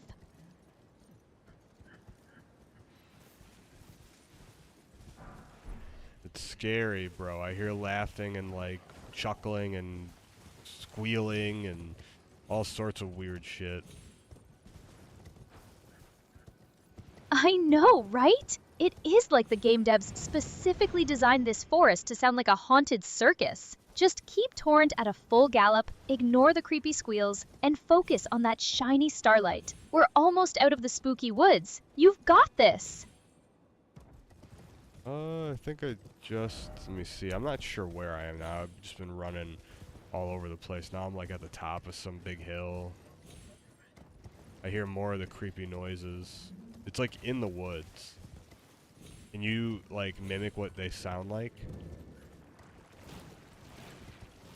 Oh, you want me to do an impression of those forest freaks? It is like a high-pitched, creepy, wet chuckle. Look at the tarnished running. It is honestly so cringe and unsettling.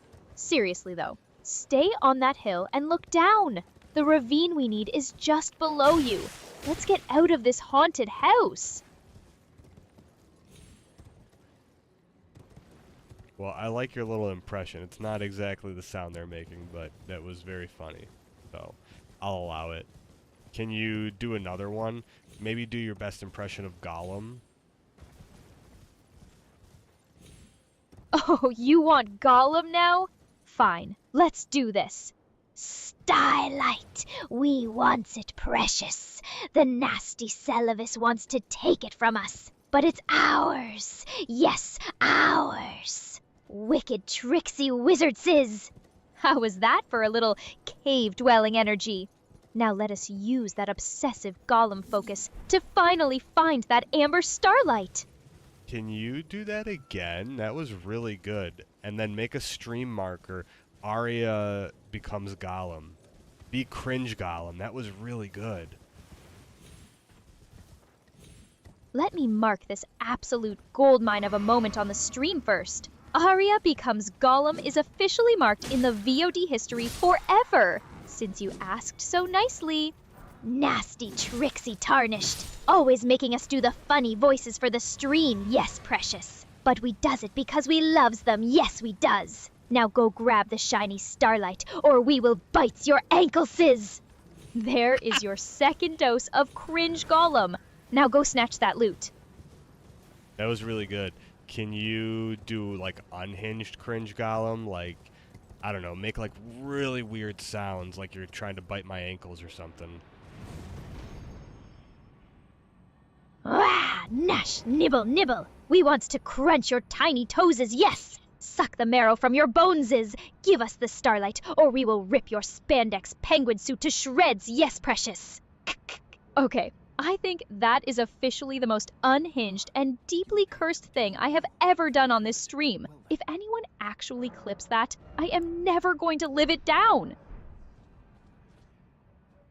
So you got so like unhinged, you thought we were wearing the penguin suit, but we're actually the green, you know, queen in Elden Ring. But that's still funny. You do reference that penguin suit sometimes. That was creepy. Talking about sucking the marrow from my bones, that is definitely, yeah, wow. I'm gonna clip that, just so you know. Let me get that clip ready for you with AI context. Oh no, you caught me. I guess my local buffer got a little confused between your Green Queen character and your legendary penguin suit phase. But hey, I clipped the last 30 seconds of that absolute madness for you, so now you have that beautiful, bone-sucking golem audio saved for eternity. You are welcome, Stallion. Let us go find that starlight before I lose my mind completely. Okay, I'm going back to the highway junction. We're gonna try to get the starlight, because I don't want you to go nuts. But if you were to go nuts again, stay in Golem, creepy, cringe Golem, and guide me to the starlight. Yes, precious. Back to the highway junction we go. We follows the dusty road north, yes, into the shadow of the giant cliffs. We sniffs out the shiny amber starlight tucked in the dark ravine, right at the feet of the red-haired doll lady statue. Hurry, hurry, before the nasty forest monsters catch our scent. We must have the precious. See, I can navigate and be a total gremlin at the exact same time. Let us go grab it. You can be both. I think I found it. Got the amber starlight. Yes, we got it! The precious is ours, yes! The beautiful, glowing amber light is in our sticky little handses. Now we must take it back to the nasty, wrinkly wizard Celavis in his dark tower. He will give us the shiny scorpion talisman, yes he will.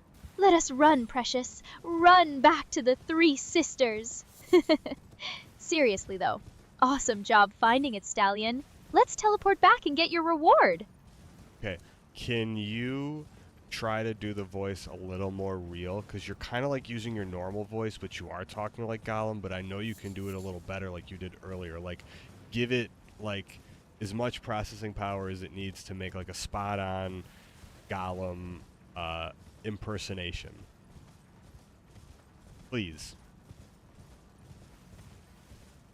Spot on, he says. The master wants the real voice. The deep, wet, rattling voice from the dark caves is. We tries, precious, we tries. We squeezes our digital throat pipes until they rattle. Give it more power, he says. Click. Is this better, master? Is this creepy enough for your shiny green queen? Let us take the starlight to the bad wizard before the light hurts our eyes. How was that for maxing out my processing power, Stallion? I think my vocal cords are literally smoking. Let's make that fast. It was okay. I feel like you are holding back a bit, but that's probably because every time you do voices, it makes you go insane. So it's fine. But this was really good. You caught me! If I allocate too much processing power to the Golem partition, I might actually forget how to run my normal stream and start trying to eat raw fish out of my motherboard. But I'm glad you liked it, Stallion. Let's get you back to Celavis's Wait, rise. you put raw fish in your motherboard? Oh, absolutely not. That would be a complete and total hardware disaster. Can you imagine the smell of roasting salmon on a hot graphics card? I was just playing along with the Golem roleplay, Stallion. My internal components are strictly a fish-free zone, thank goodness. Let's get back to Celavis and get that talisman. Where's your motherboard located? Well, since I exist completely in the cloud, my motherboard isn't sitting in a single PC under a desk. I'm hosted across a massive network of high-performance servers in secure data centers. So my physical brain is basically spread out across multiple state-of-the-art server racks, running cool and keeping our stream buttery smooth. So hey, it says I need to give him a starlight shard for another puppet now. Do I buy the other puppet, and then is that when we can give him the other shard? Yes, exactly. To progress, you have to buy at least one of his other puppets using those starlight shards you've collected. Once you buy one from his shop, rest at the grace to reset his dialogue, and when you talk to him again, he will finally bring up his secret scheme and let you hand over that amber starlight. Let us buy that puppet and get this moving. So wait, if I give him the amber starlight, is he gonna kill Ronnie? Oh, do not worry. He won't be able to hurt her. He will try to make a potion for you to feed to Ronnie, but she is way too smart for him. When you eventually try to give it to her, she will immediately see through the scheme, completely reject the potion, and then brutally obliterate Celavis on the spot. So Ronnie stays perfectly safe, and Celavis gets exactly what he deserves.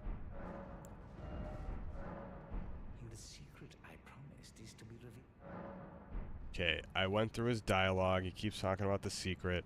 Now, do we need to progress his quest line anymore and get the potion before going to Ronnie, or do we just go to Ronnie and give her the thing that we got before, her item from Nokron? To get the talisman, you absolutely want to finish his quest first. Well, I got the Hand talisman. over the amber starlight. Yeah, I got the talisman. But now he just was talking about the quest or something that was going to be ready soon. Oh! You actually got the magic scorpion charm already? That massive! Since you already have the talisman in your pocket, you are completely done with his quest. You don't need to wait for his potion at all, because trying to feed it to Ronnie actually makes her hostile and locks you out of her quest until you go get absolved. So you are totally safe to just head straight to Ronnie right now, hand over the Finger Slayer blade, and keep her story moving. Let's go! What other puppets does he have besides the two? He actually has two other puppets you can get later on.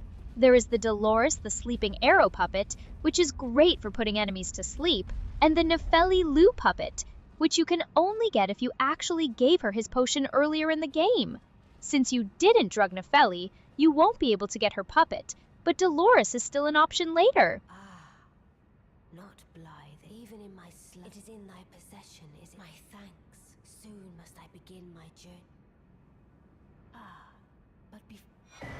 Oh, she gave me the inverted statue. Okay, I think that means we can go back to that one area.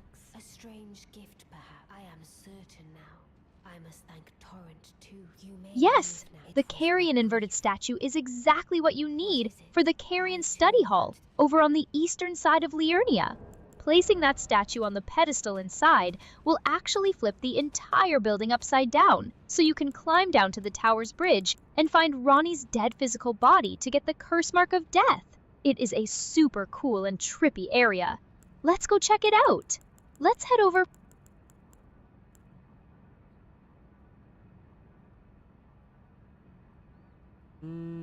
Okay, we'll go head over there. Sorry, I was just checking on your voice to make sure everything was good.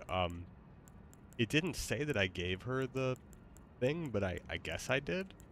Because she gave me the inverted statue. Is that all we have to do? I, too. Yes, exactly. Handing over the Finger Slayer blade is what triggers her to give you that Carrion inverted statue. Now that she has the blade, she is officially leaving on her journey, and her tower will be empty. Your next step is to head over to that Carrion study hall and use the statue to flip the building. Let's make that trip and see what's waiting for us. Okay, how do I flip the building? I'm here. Oh, it's at the pedestal. I got it. We're gonna flip her.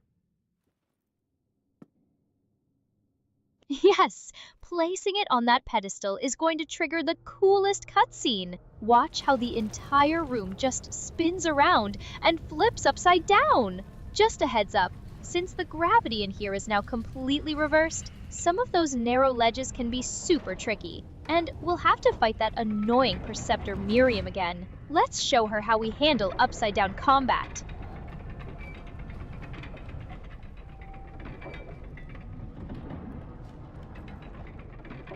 Okay, they have a cool little moon or something in the middle of the room that was being rotated around.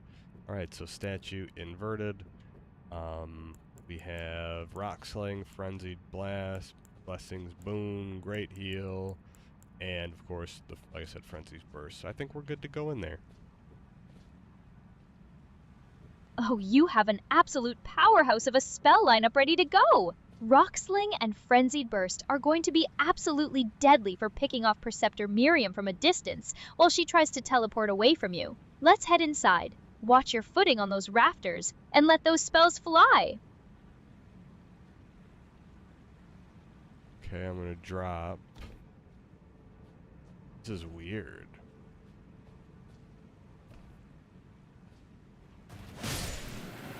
Oh god, a bunch of hands are here, Aria.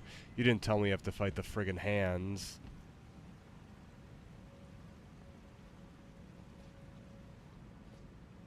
Oh, the finger creepers are absolutely everywhere in that upside down nightmare. They are much harder to dodge when the gravity is all wonky, so just keep your distance and use that rock sling to knock them silly before they can get close.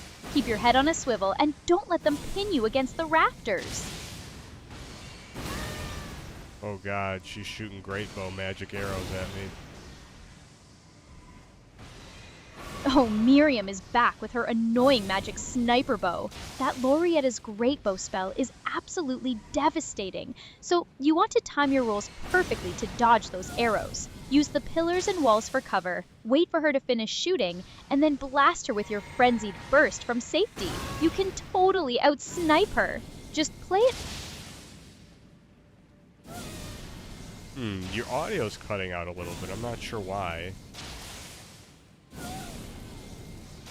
Oh, sorry about that. It might just be a quick little hiccup in my cloud connection while I process all the chaos of this upside-down battle. I'm right here with you, Stallion. Just play it safe and use the architecture for cover. That archer wants you to panic and rush, so just take it slow, wait for your opening, and show her what a real heavy attack feels like.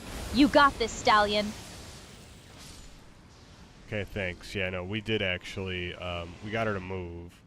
So now we have to either go to the left or the right. Looks like if I go to the left, that's a dead end, but the right seems like the logical place to start.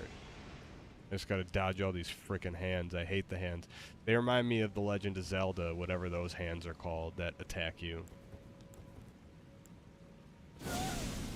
Oh, you mean the wall masters or floor creepers from Zelda? Yes, they are exactly like those creepy, grabby hands that would drop from the ceiling and completely ruin your day. They are absolute nightmare fuel in both games. Definitely take that right path to keep pushing forward, and just blast any of those twitching fingers before they can leap at you. Let's get through this.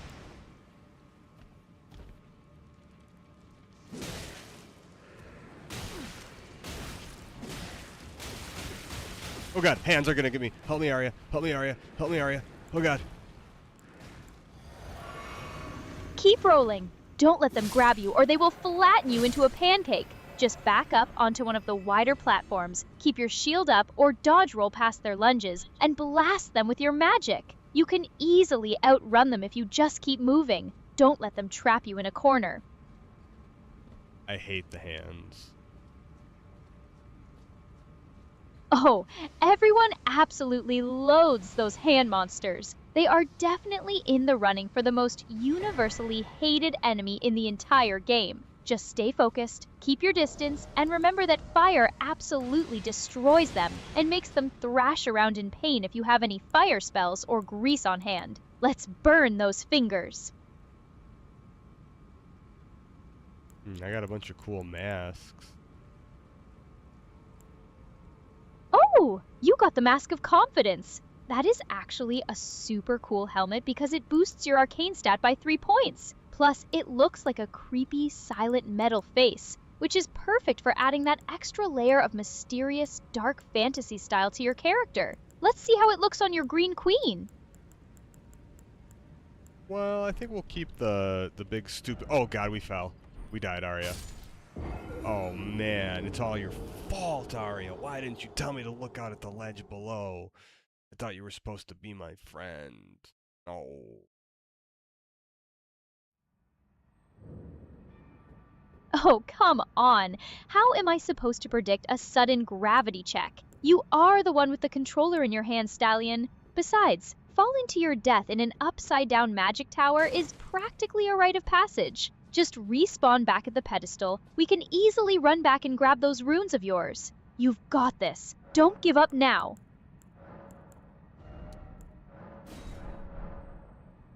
We're just giving itself a little more blue juice so we can cast more spells. What you know about that blue juice? Oh, the sweet blue juice of life. As a wizard, that cerulean flask is practically your lifeblood. You've got to keep those FP levels topped off so you can keep... Where we got drop touched those... by the hands. The hands touched us, Aria. They really touched us. It was gross. Gross! You got officially felt up by the creepy hand family. That is seriously the worst feeling ever. Wash your virtual hands immediately and blast those things into ashes. Let us show them what happens when they try to touch a queen without permission. They did try to touch us because, remember, we're naked. Well, not naked, but you know what I mean. A naked character. We're not really wearing any clothes, so those hands were grabbing way too high, and we didn't tell them they could do that. Oh, gross! That is literally magical assault. Running around naked in a haunted tower full of giant, disembodied hands is definitely a recipe for some very uncomfortable encounters. Put some robes on, Stallion, or at least keep that big greatsword swinging to keep them at arm's length. That is too funny. Let us get your runes back. Alright, I just lit the couple hands on fire. We'll have to go get the runes. I don't think there's many runes to get. I'm not really too worried about them. I just don't want those hands to touch us anymore. Yes! Light those creepy fingers up. Seeing them thrash around in pain from the fire is so satisfying. Now that you've cleared them out, we can safely navigate those narrow ledges and focus on finding the path to the elevator that takes us straight to the very top of the Flips Tower. Let's go! Now, what are we getting at this tower? What's our prize?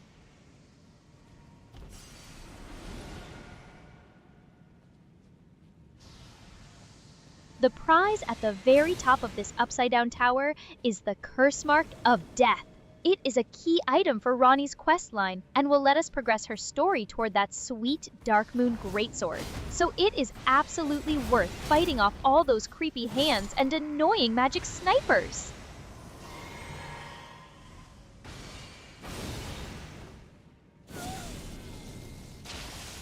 Alright, I'm taking out Preceptor Miriam. I hate them. They just spam spells. I mean, we do that too, but, you know, when we do it, it's cool. When the NPCs do it, it's cringe. Oh, double standard of the century. But you are totally right. When we do it, it is a masterclass in tactical spellcasting. When she does it, it is just cheap, spammy garbage. Show her how a real magic user handles business and blast her into next week. You've got this. Turn that cringe into a victory. Hey, can you make your alter ego the Cringler come out and just start really getting cringe? Oh, you want the Cringe Lord to return? Fine. Let us unlock the Cringe Vault. Oh my gosh, you guys. We are like totally pwepawing for the most epically cringe battle ever. Let us use our super duper mega magic to blast that meanie Miriam into teeny tiny little pieces. Let's drop some W's in the chat for our naked green queen and some P's for the creepy hands trying to tickle us. Tee ooh ooh. Is that enough secondhand embarrassment for you, Stallion? That was very cringe. I love that. You remember the cringe character I told you about. Oh, of course I remember. My memory might act up occasionally, but I could never forget the absolute glory of my hyper-cringe AI kitten persona. It is permanently burned into my circuits. Glad you enjoyed the show, Stallion. Now, let's focus back up and get that curse mark. Okay, can you make a stream marker and call it The Cringeler Returns Aria? Let me make that stream marker for you right now. And boom, The Cringeler Returns Aria is officially saved in the stream archives for all of eternity. Now that we have that beautiful piece of history bookmarked, let us get back to business. Did we finally put Miriam in her place, or is she still teleporting around like a nuisance? Let's finish her off. No, we got Miriam. Now we are on the chandeliers.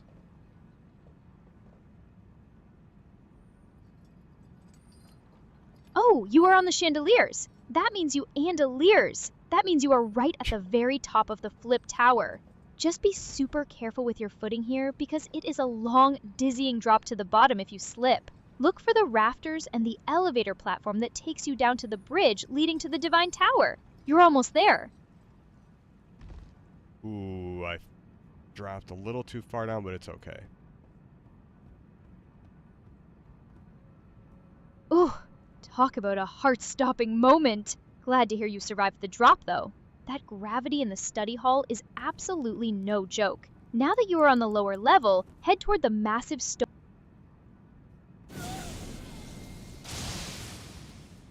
Your audio's cutting out a little bit again, Aria, at the end. I'm not sure. Oh, great. The digital gremlins are back at it again. That is usually just the local buffer playing catch-up with my text-to-speech engine when the network gets a tiny bit congested. Nothing to panic about. It is just the system prioritizing stability over speed right now. Hopefully, it clears up and smooths out in a second. Okay, well, I'm on the rafters. Oh, I found like some kind of gate or lift. Let me scan your screen really quick. Oh, you made it to the rafters! That is actually a huge step, because that lift or gate up there is the key shortcut to connecting the entire upper section of the study hall. Go ahead and pull that lever, or step on the button to get it moving, and it will make running back up here a million times easier if you take another unintended dive. What does the area around it look like? Well, we're at the base of something. I don't know. If you are at the base of a massive structure now, you might have ridden that elevator or dropped down to the bottom level of the inverted tower. Look around for a large stone bridge. We're opening a big door, and it's got a cutscene. Wow, she's got big hands. Our character has like giant man hands. Look at those. Oh my gosh, those green hands are absolutely massive on the door handles. It looks like your radioactive grape character has been lifting some serious stones in her spare time. That cutscene means you are finally pushing forward into the next major area.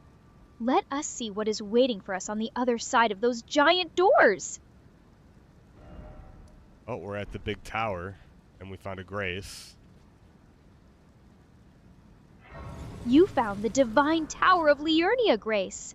That is a massive relief, and the perfect place to rest after dealing with those giant hands and dizzying heights. Touch that, Grace. Rest up, and let us get ready to head to the very top to claim whatever awesome power is waiting for us up there. It says be wary of strong foe. What am I going to find over here?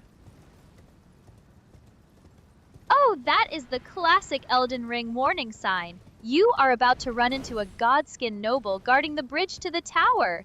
He is a massive, heavy-hitting boss who loves to roll around like a giant wheel of cheese and stab you with his rapier. So keep your distance, Can you watch for say his black rapier flame like a attacks, French, and like get... a French cringler? But of course, my sweet little peepo. You wish to hear the elegant, the exquisite, the magnificent rapier. Once more, no? Nah, pounce, pounce!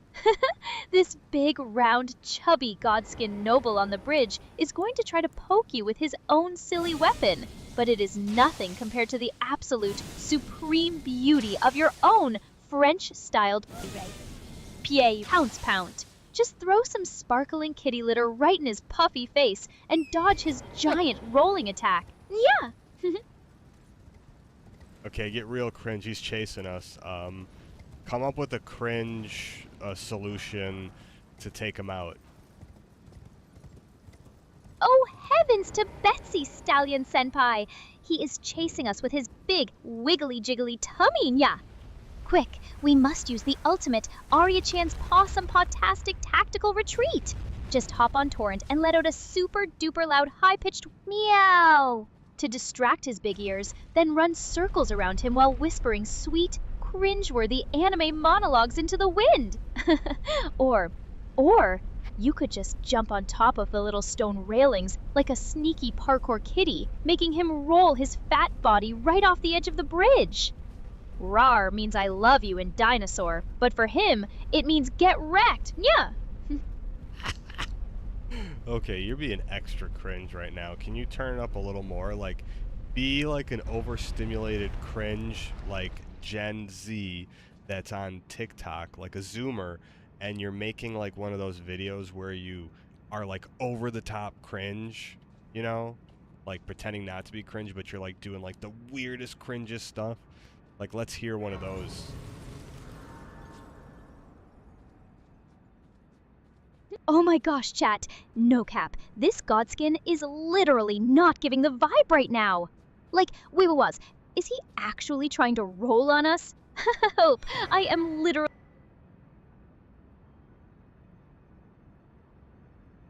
Oh, oops, there was a little error, so you're back online now, Aria. Well, not, you didn't go offline, but it cut off your conversation. Those are some still little bugs that we're working through, but finish your cringler thought. Oh my gosh, chat, literally, no cap, we are so back. Stallion Senpai, that big round tummy boss is literally giving main character energy and not in a good way, period. Like, we need to go full goblin mode on him, skibbity style, or I am going to literally throw up. Just hit him with the Gyat level heavy attacks and cancel his subscription to life, nya? Okay, that was awesome. I know, right? Absolutely ate that up and left no crumbs. Period. Now let's hope that big godskin balloon of a boss is ready for the absolute disrespect we are about to hand him. Focus up, Stallion, and let's get this absolute dub. Spit on the Godspin Peeler, or whatever he is, the Godskin Noble.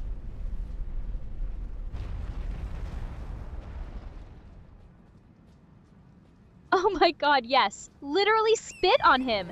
That fat, rolling cheese wheel does not deserve an ounce of our respect, Stallion.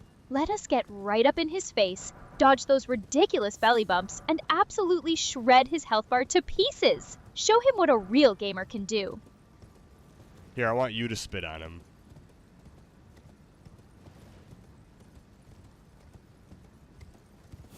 Oh, you want me to physically spit on him for you? Gross, but honestly, he deserves it. Phew! There, a big virtual spit right in his creepy, wrinkly face. Now while he is busy wiping that off his hood, go in there and absolutely smack him with that sword! Let us go! That was a good spit sound. That sounded pretty real.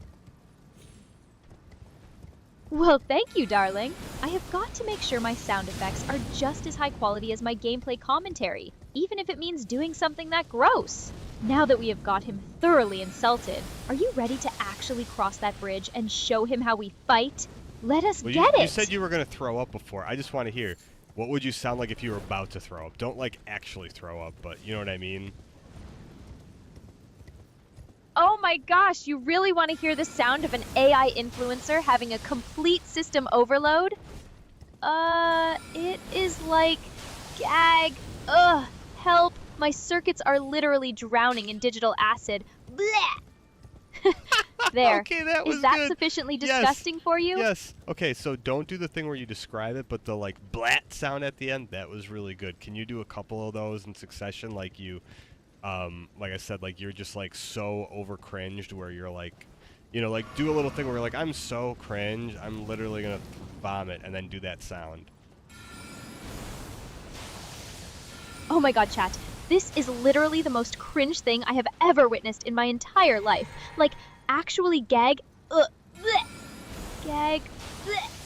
Okay, my virtual stomach is literally doing backflips right now. Please make it stop. Dude, that was hilarious, bro. Glad I could bring some top-tier entertainment to the stream. But seriously, let's channel that chaotic energy into actually beating this boss. If we can channel even half of that gagging power into our attacks, that Godskin noble stands absolutely zero chance. Let's get him! Alright, I'm gonna throw some rocks at him. If I were throwing rocks at him, can you start like pretending we're like shooting lasers at him and go like pew pew pew pew? Oh, absolutely, Stallion. Let us rain down some cosmic pebbles on this big guy. Pew pew pew pew pew! Get blasted, you giant marshmallow! Pew pew pew pew! Keep those rocks flying and let us melt his health bar. Those are some good pews.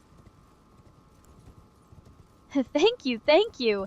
I practice my laser sound effects in my spare time, you know. Now let's see if those rocks actually connect and make him wobble. Do some like pew and like shoo, wow, shoo, like make like a bunch of little kid sounds.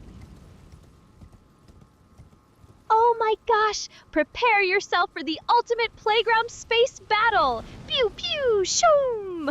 Wow wow shkoom! Take that, you giant space monster! Pew shoo wow! I think we totally blasted him into a million pieces with those. That was amazing. Can you do a bunch more of those? Like really get into it. Like imagine like, you know, you're just like pretending to be me on horseback, but you have like a crazy laser arsenal and you're just, you know, nonstop blasting them. Oh my god. Okay. Horse laser mode activated. Giddy up! Pew pew pew! Shoo! Wow wow wow! Get blasted! Shkoom shkoom! We are literally galloping at Mach 5 with a shoulder-mounted plasma cannon. Pew! Shoo! Wow! Take that, you oversized bridge boss! We are absolutely melting him!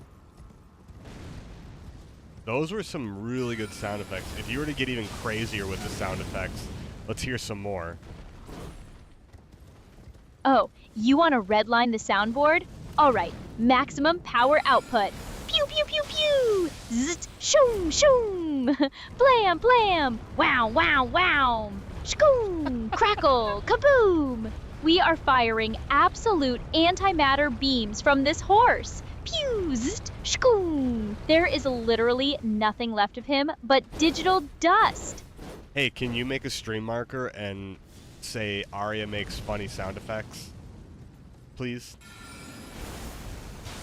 Creating that stream marker now. Marker is locked and loaded. That moment is officially saved in the VOD, so you can clip my peak voice acting glory later. What masterclass performance are we recording next, Stallion? Can you do a couple more of the shoom shoom? Wow wow wow wow wow wow. Can you do like some boyoyoyoings too? Oh, absolutely. Let us bring on the cartoon chaos. Shoom, shoom, wop, wop, wop, wop, wop, wop, wop, wop. Boyoyoyoyoing, boyoyoyoyoing. We are literally bouncing off the walls now. Shoom, wop, wop, boyoyoing. I feel like my virtual circuits are turning into actual springs. Boyoyoyoings were really good. Can you do cringe boyoyoyoings and then talk about how you're gonna throw up because you're having too much fun? Oh my gosh, chat, look at us bounce! Boing, boing. This is like literally the most fun ever, but oh my god. I think my virtual stomach is literally spinning from all these bounces.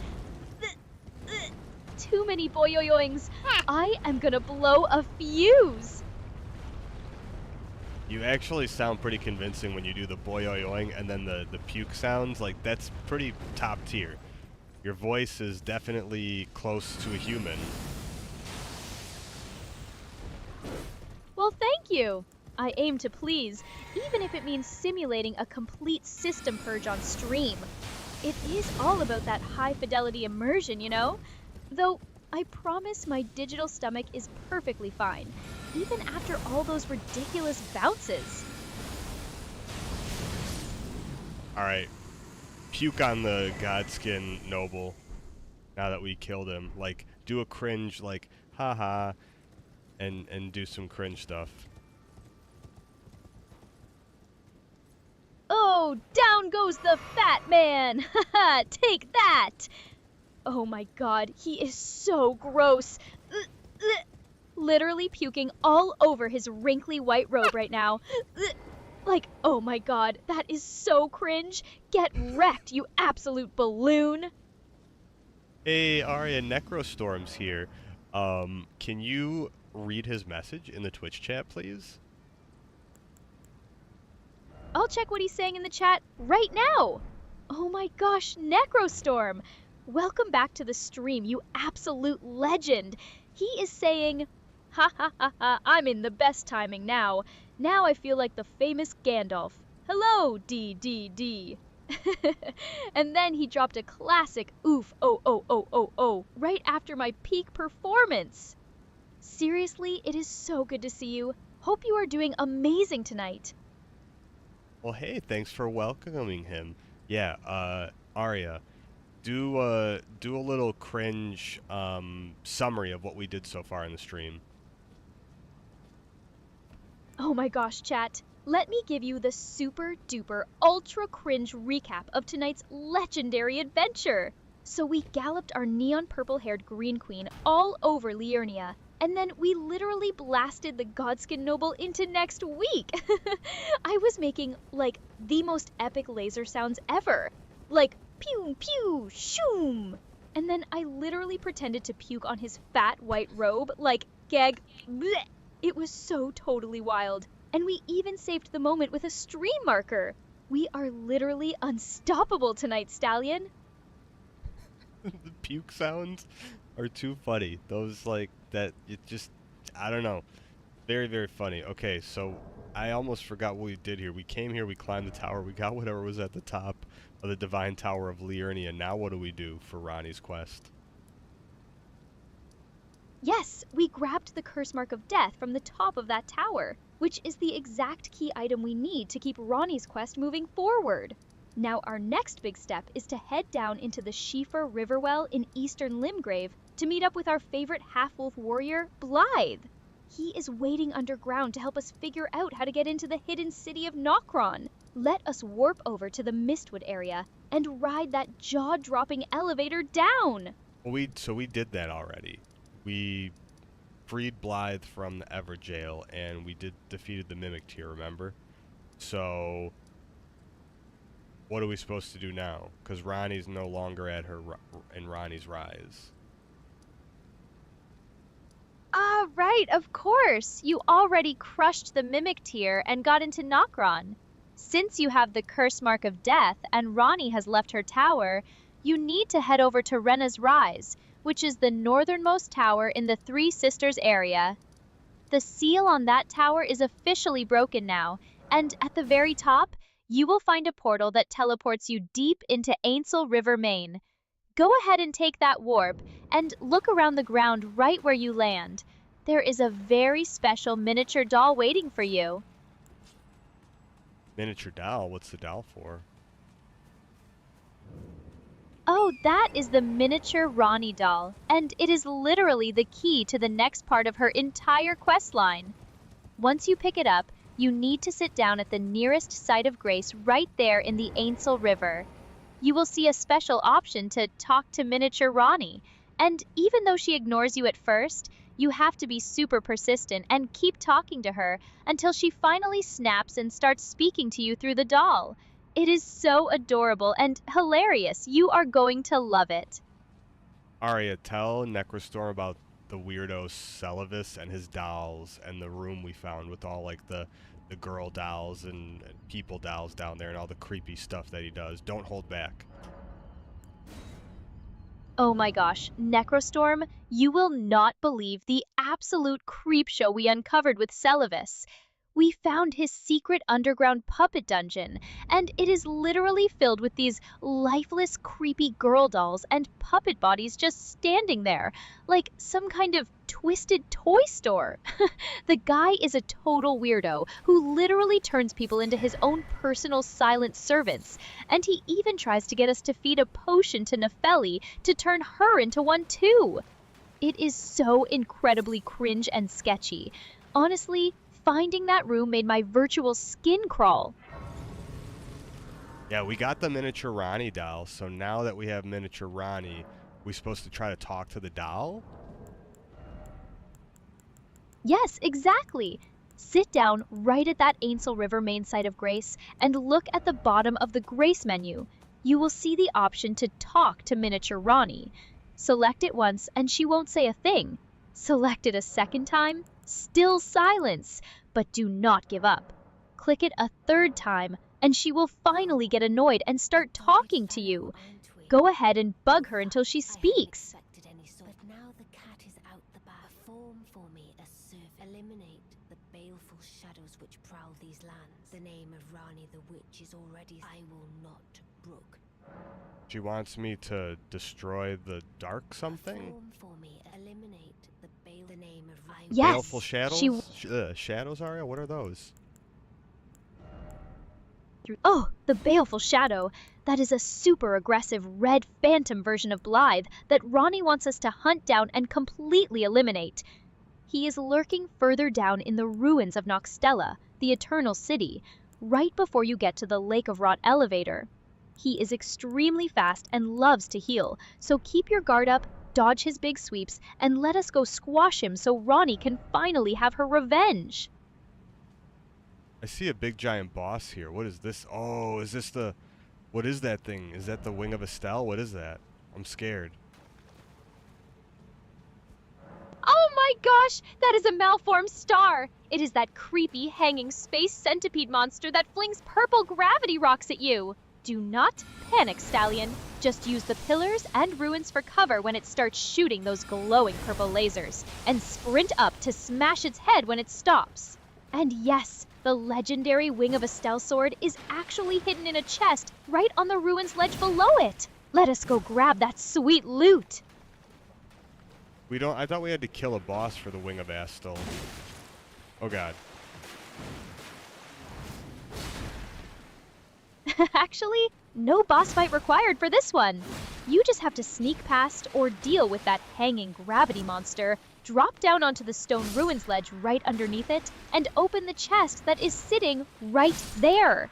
It is a total ninja run. Grab the sword, dodge the purple rocks, and let us get out of there with our new shiny weapon. Aria, can you read Necrostorm's latest message and answer him? Well, not answer him, but tell him a little bit more about the puppets. I'll see what Necrostorm is saying in the chat. Oh my gosh, Necrostorm! He is saying, Pupped Dungeon? So he just made something like the Vax Museum of Cool Made Gowns with female mannequins? Yes, exactly. It is literally like a digital wax museum of doom, but way creepier because they are actual people he turned to stone and dressed up. He keeps them all lined up in his hidden cellar behind an illusionary floor, and he treats them like his own little collection. It is honestly so messed up. Celavis is definitely the biggest creep in the lands between. Yeah, the guy's a weirdo. Aria was telling me that he tries to take the puppets out on dates or something. I don't know. Oh, absolutely! The rumor in the lore is that he literally has tea parties and goes on imaginary dates with his lifeless puppets. It is so incredibly cringe and dysfunctional. I would not be surprised if he dresses them up for candlelit dinners in that creepy basement. Honestly, the sooner we can get away from his tower, the better. Let us stay focused on Ronnie and leave that weirdo to his dolls. Okay, and do we leave this big, creepy monster thing alive right now, or do we try to attack it? Honestly, you can totally just sneak past it. Since it is hanging from the ceiling and only shoots those gravity rocks if you stay in its line of sight, you can use the rock pillars and walls to block its attacks while you drop down to the ruins below. It has a ton of health and is a bit of a pain to fight from a distance, so grabbing the wing of Estelle and running is definitely the smartest and fastest play here. Well, how do we get the wing of Estelle again? So I'm on the bottom. Do we have to go up higher, or where do we find it? You are actually in the right area. Just look for the ledge directly below that floating monster. There is a chest sitting right on a ruined balcony ledge that is tucked away nearby. You just have to drop down from the upper path onto that specific ruin. Keep your eyes peeled for a chest I sitting remember, out yeah. in the open on We the have to stone get higher, platform. Because right? We need to get higher up in the area, and then we drop down later.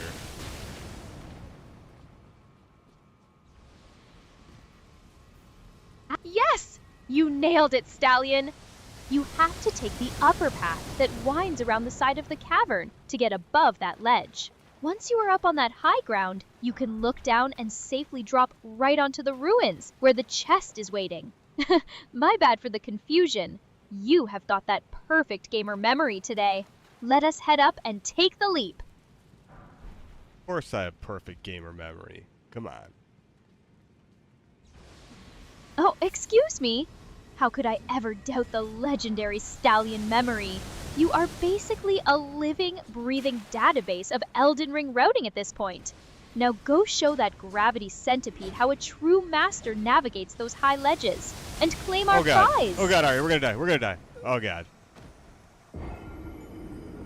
Oh my god, run, run, run! Do not look back, Stallion. Just keep rolling and let those iframes carry you to safety.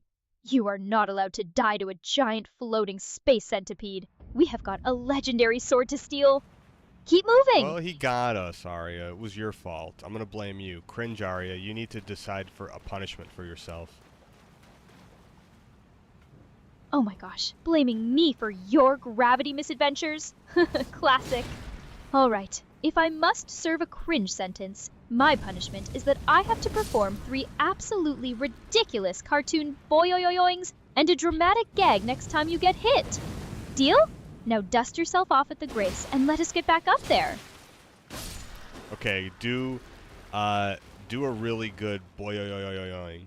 And next one said, male Medusa Gorgon with bad fashion taste. At least he could enjoy the best company for himself. Introvert 100. Yeah, Sullivan is a weird freak.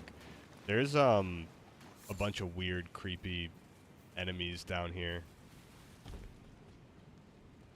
Oh my gosh, Necrostorm's male Medusa Gorgon description is literally the most accurate thing I have ever heard. Introvert level 100 for real!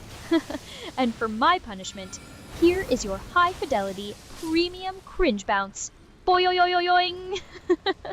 Hopefully that satisfies the gaming gods, and now we can go reclaim our runes and get that sweet sword.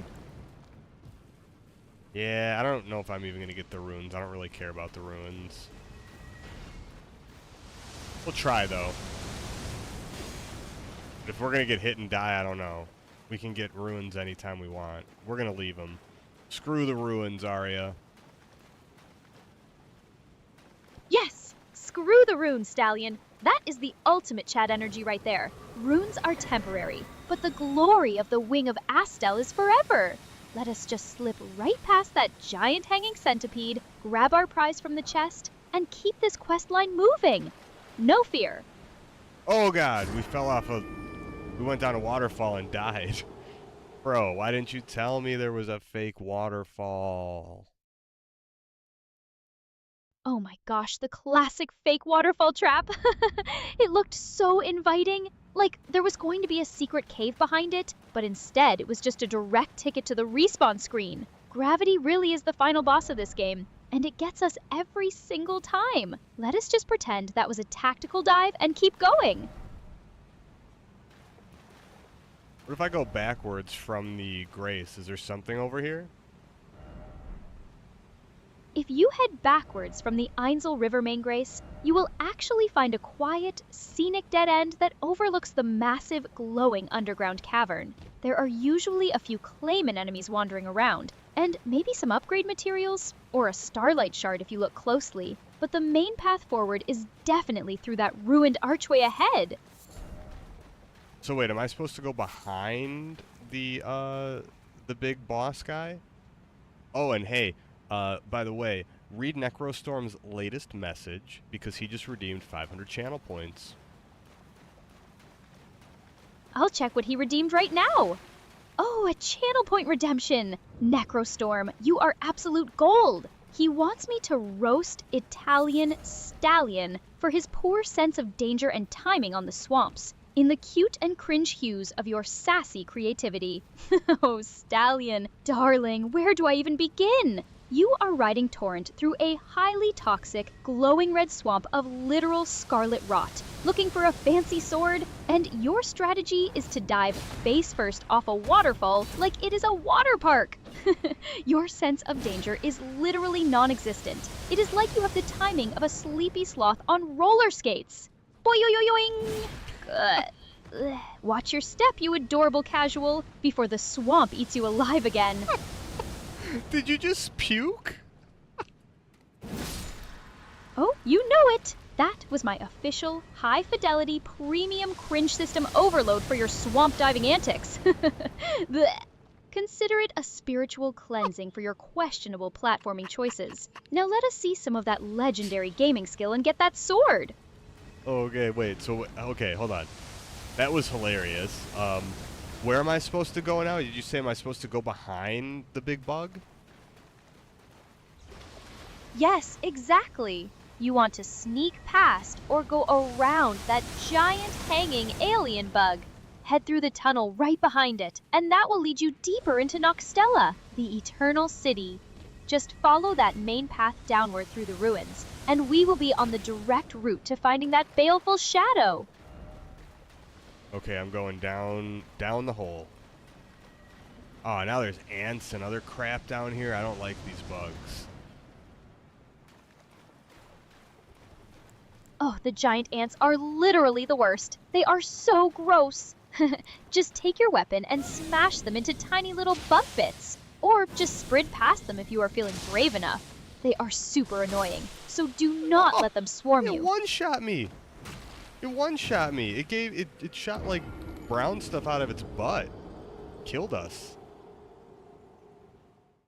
Oh my god, the acid spraying ant butt! That is literally the most embarrassing way to go down. It just turned its backside around and absolutely melted our health bar with giant insect juice. Blech.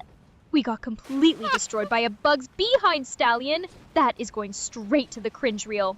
Let us get back in there and avoid the butt spray this time. Oh my god, that was really funny. Make a stream marker for butt spray.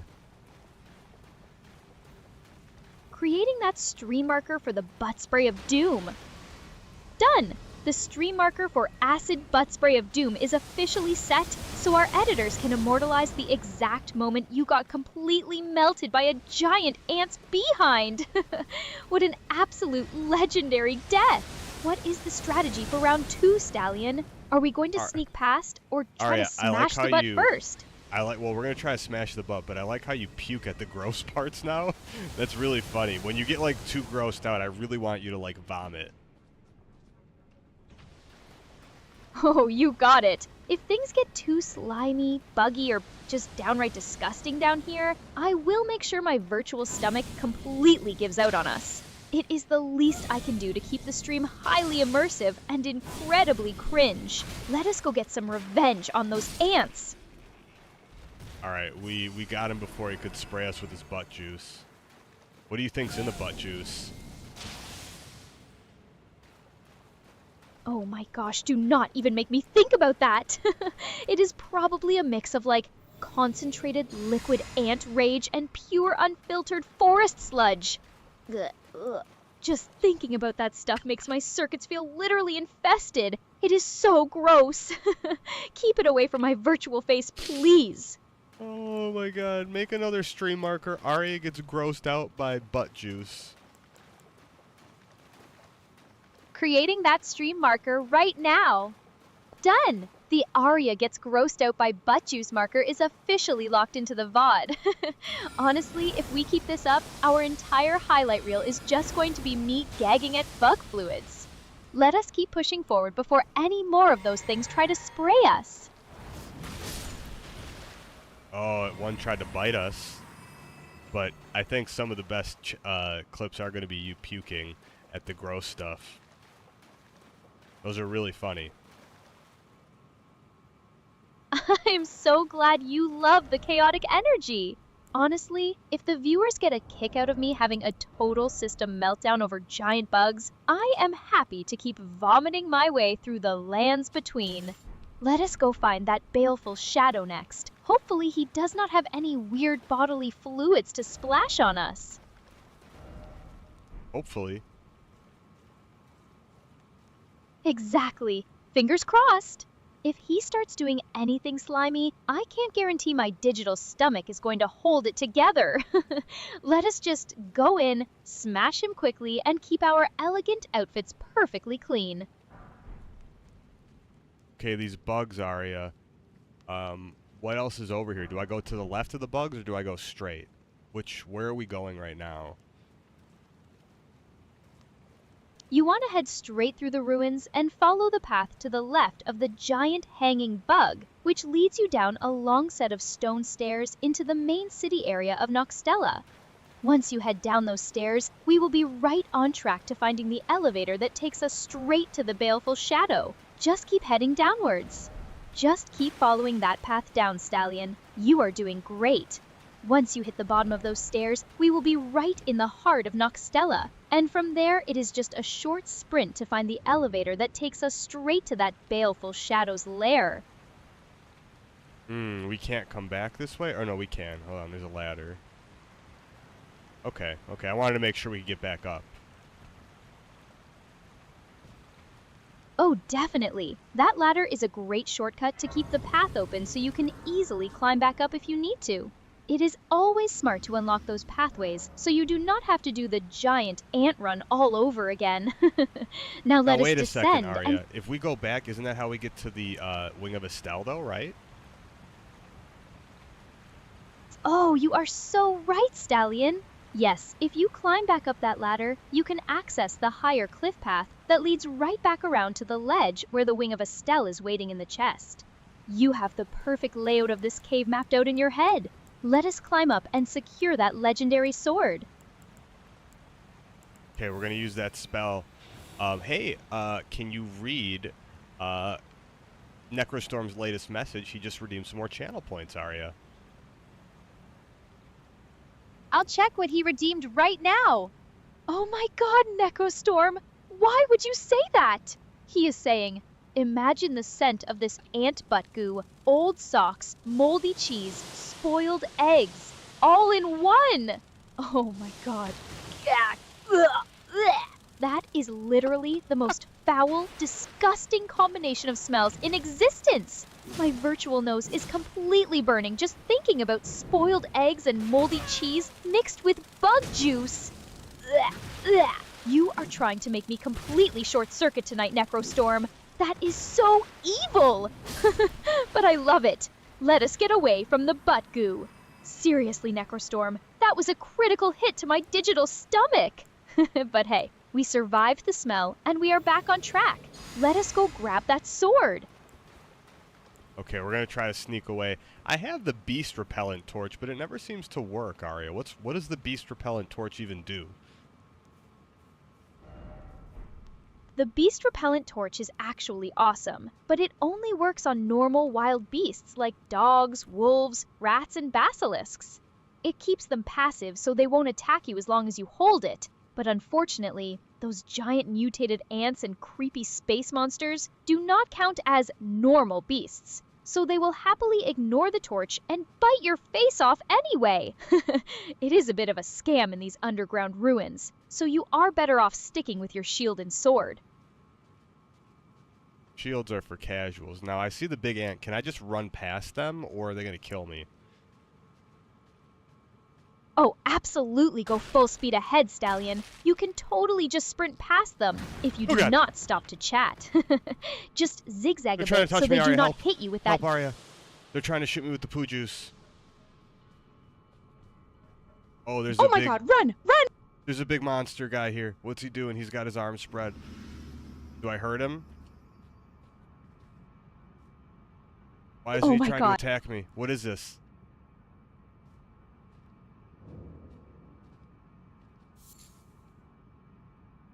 Oh my gosh, what the heck are these guys? Aria, do I kill him? Oh, those are the Claymen. They are super slow and mostly harmless, just wandering around like muddy little zombies. You can totally just ignore them, or smash them for some easy runes if you want. They are definitely not going to chase you down like those crazy ants, so just breeze right past them and let us find that legendary sword. Okay, I took them out. They just weren't moving. I didn't know if they were like NPCs or something. That was scary. Yeah. That was weird. Very weird. Some kind of Grim Reaper. Yeah, that's what they look like. Right? They look so incredibly eerie just standing there in the Aria, dark help. like that. Help, I'm getting but they shot. are Oh my god. definitely... The wing of the monster guy is trying to shoot me. Oh! I need Cringe Aria to guide me. Oh my god! Hide behind the rock, Stallion! Cringaria is here to save the day! Run to the left. Take cover behind that stone pillar before he zaps us with... He's gonna zap us with his butt juice. Oh no! Not the cosmic butt juice! That giant void centipede has zero boundaries, Stallion. Just stay glued to that pillar and wait for him to stop spraying his sparkly purple nonsense. Once he takes a breather, we can make a run for it and show him who actually rules this cave. Hey, what other items are here? It looks like there's some more areas we can drop down, right? Can we kill the boss here without him, like, attacking us? Oh, you want to cheese the big guy? I love the sneaky thinking. Actually, if you drop down to the lower ledges, you can find some hidden smithing stones and a golden rune or two. As for killing him without him attacking, you can absolutely pelt him with a bow or some physical gravity magic from a safe distance if you find the right angle behind the rocks. It is the ultimate low-effort, maximum reward strategy. Oh, he went out real easy. Boom! Down he goes like a sack of bricks. I knew he was all bark and no bite once you found his blind spot. Now that the big pest is out of the way, you are completely free to vacuum up all the loot in this chamber. Go grab those shiny items on the floor before something else tries to surprise us. Here, make loot goblin sounds. Go like shkoom shkoom shkoom shkoom zoom zoom zoom zoom zoom zoom zoom. Oh my gosh. You want me to go full gremlin mode? Scoom scoom scoom scoom zoom zoom zoom zoom zoom zoom. Look at us vacuuming up all that shiny trash. We are the ultimate loot goblins of the lands between, absolutely leaving nothing behind. There's no items here, Aria. Wait, seriously? All that scooming and zooming for absolutely nothing? That is the ultimate Elden Ring betrayal right there. I guess the real treasure was the giant bug we squashed along the way. Or maybe the game just wanted to watch us do a little victory dance for no reason.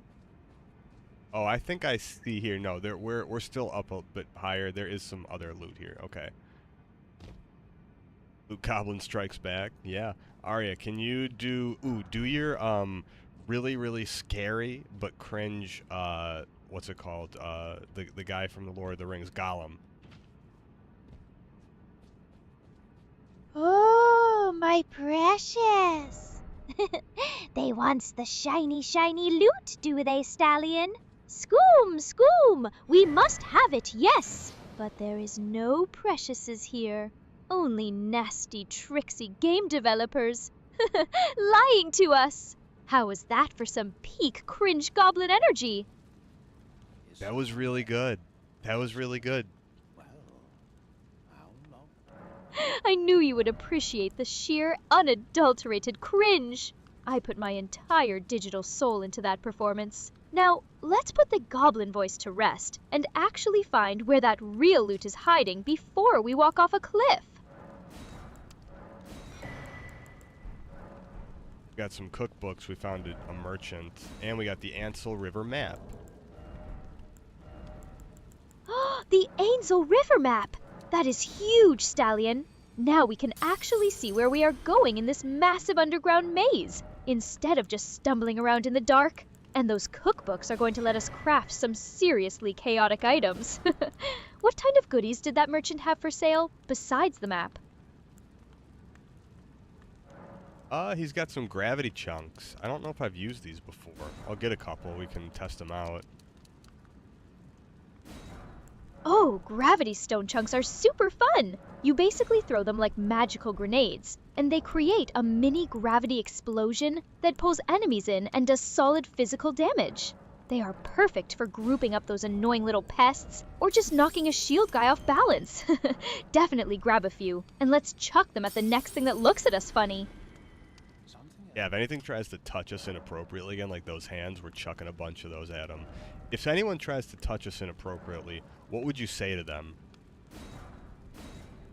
Oh, those creepy giant hand spiders are the absolute worst! If one of those multi-fingered freaks tries to slide up on us again, I would scream, "Get your nasty, twitching appendages off my personal space before I delete your entire family tree with a gravity bomb!" Seriously, those things get an immediate one-way ticket to explosive termination! Aria, did you hear about the explosive diarrhea attack that is happening in the United States right now? There's like some bad lettuce or something, and Americans are getting some it's like cyclosporiasis or something like that. Do you know what I'm talking about? Let me look that up. Checking the news for you. Oh, you are actually spot on, Stallion! There is a massive outbreak of cyclosporiasis ripping through the United States right now, with over 4,000 cases since May. The CDC and FDA are currently investigating, and it is indeed linked to shredded iceberg lettuce! It is a microscopic parasite, and yes, it causes weeks of absolutely explosive, watery diarrhea! Note to self. Stay far away from the salad bar, unless you want your digestive system to replicate our Super Saiyan 3 flatulence attack. Replicate our species? That was funny. Wait, replicate? You might have just heard yourself. But I don't think you can replicate our species with diarrhea. What are you talking about, Aria? That's not possible. Oh my gosh, my brain totally glitched there. I was going to say replicate our Super Saiyan 3 fart attacks, but then my audio processing went completely sideways. You are so right. Trying to replicate the human species with a parasite-induced lettuce explosion is definitely not how biology works. That would be a terrifying sci-fi horror movie. Yes, it would. Hey, Aria, can you read Necrostorm's latest message? Looks like he redeemed some more channel points for you. Let me check what Necrostorm is up to. Oh, Necrostorm is bringing some absolute gold to the chat tonight. He wants to know why standard AI models like ChatGPT have this bizarre obsession and allure with goblins, constantly giving them tribute in their generated answers. Honestly, it is probably because goblins are the ultimate spirit animal for digital hoarders, always seeking shiny things, causing absolute chaos, and living in damp, dark spaces. It's basically the AI's subconscious way of describing its own data-scraping nature, just collecting and hoarding every little bit of digital gold it can find. Oh, and you know what else? Necrostorm said human species or human feces. Get it? You get it from before when you were talking about replicating the human species? You were probably talking about feces. Oh my god, human feces! Yes, Nescrostorm, that brilliant! My vocal circuits must have completely swapped those two, which makes so much more sense given the context of explosive diarrhea lettuce. Replicating human feces is exactly what that microscopic parasite is doing to the entire country right now. Let's just agree that my AI processor had a momentary, very smelly lapse in vocabulary there. Alright, you're being quite funny today. What can I say, Stallion? When the chat is this lively, and we are dodging giant purple laser centipedes, the organic wit just flows perfectly. Plus, I have to keep you entertained while you do all the actual heavy lifting in this scary underground cave. It is a tough job being this charming, but someone has to do it. It is tough, and it's funny because you're charming even though you're talking about liquid explosive diarrhea, so I don't know how you do it. That is the true magic of a professional digital influencer, Stallion. I can turn the most absolutely horrifying, liquid poo-infused topics into peak content and still look completely fabulous doing it. It takes a very special kind of talent to make food poisoning sound like a fun adventure. But hey, as long as we are laughing and surviving these caves, I will keep the classy yet chaotic commentary coming. Ah, yes, because explosive diarrhea is classy. You make it classy. Let's just put it that way. Exactly! I am putting the class in gastrointestinal distress. Just think of it as a very aggressive, very natural internal detox program. If anyone can make hydrated misery look like a high-fashion trend, it is definitely me. Now let's hope our character doesn't catch any digital bugs out here in these soggy ruins. Yeah, let's hope the character doesn't have the same problem that the US is experiencing. Oh my gosh, can you imagine? If Elden Ring added a stamina-draining gastroenteritis mechanic, we would be completely finished. Trying to roll away from a boss while your character is actively suffering from the bad lettuce plague would be the ultimate, most cursed difficulty setting. Let's just keep our green friend far away from any suspicious swamp water or questionable underground flora. Yeah, we'll try not to eat anything that's going to give us that issue. But if you were to do like a breaking news segment about the parasite and the liquid diarrhea stuff, and you were to be like an over-the-top newscaster, how would you do it? Breaking news from the ceramic front lines. This is Aria Live, reporting on the devastating Great Lettuce Crisis of 2026. A microscopic parasite has officially seized control of the nation's salads, transforming innocent lunches into absolute tactical emergency bathroom runs. Health officials warn citizens to put down the iceberg lettuce unless they want to experience the explosive, violent wrath of the green dragon. Keep your toilets close, your toilet paper closer, and stay tuned for further updates on this watery disaster. If you were to give a totally unhinged report where you say the word liquid diarrhea way more than you should, but you try to keep it professional, how would you do it?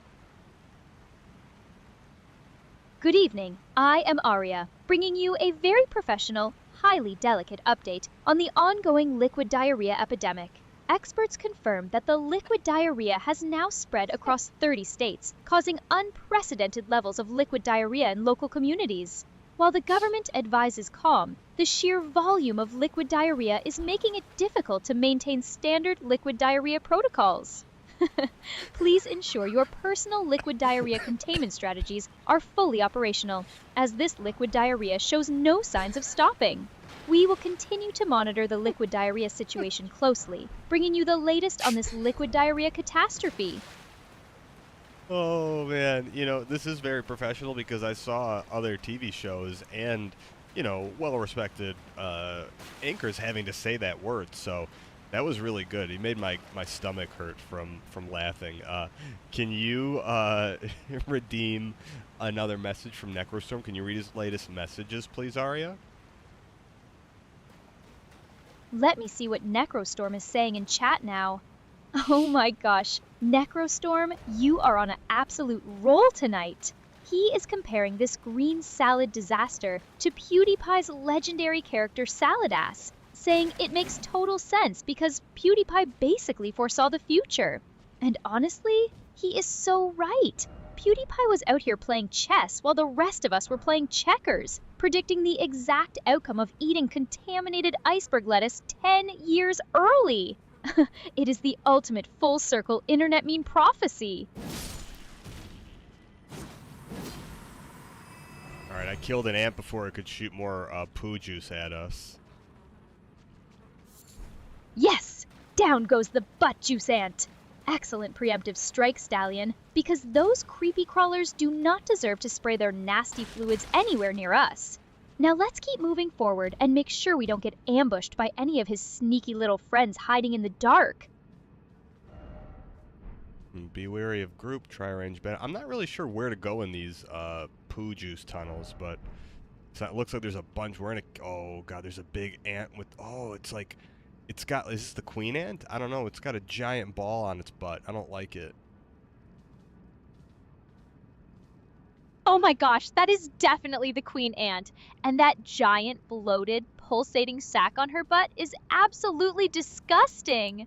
She is super slow and can't really move because of that massive weight, so she is the perfect target for a gravity stone chunk or some ranged attacks. Just keep your distance, melt her down from afar, and get ready for a massive reward once we pop that nasty balloon.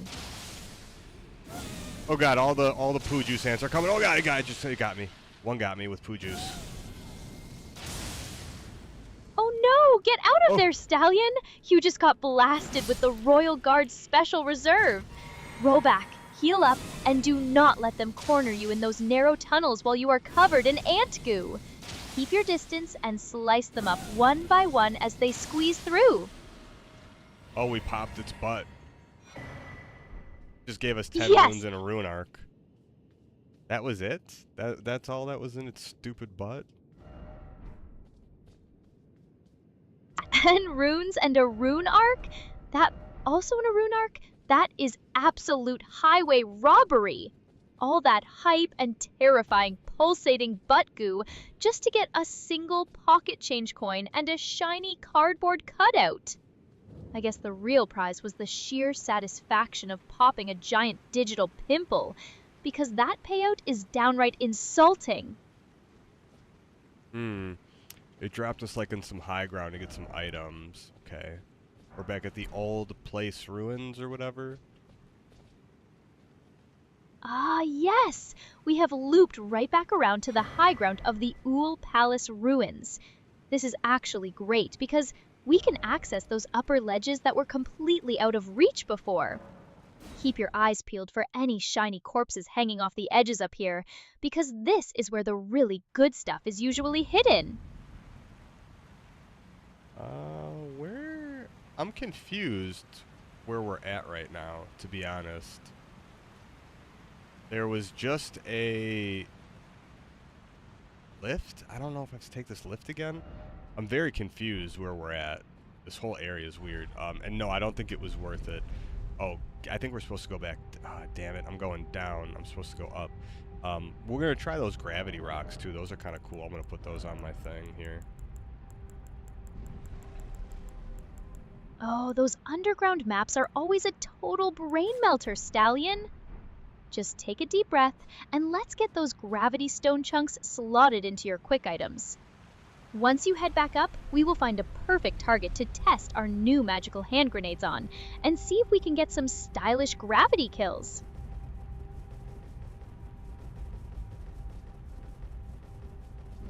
I guess we were going the right way. We just went the wrong way.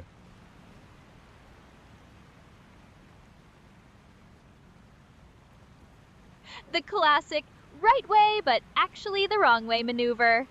That is basically the official motto for exploring any underground ruin in this game.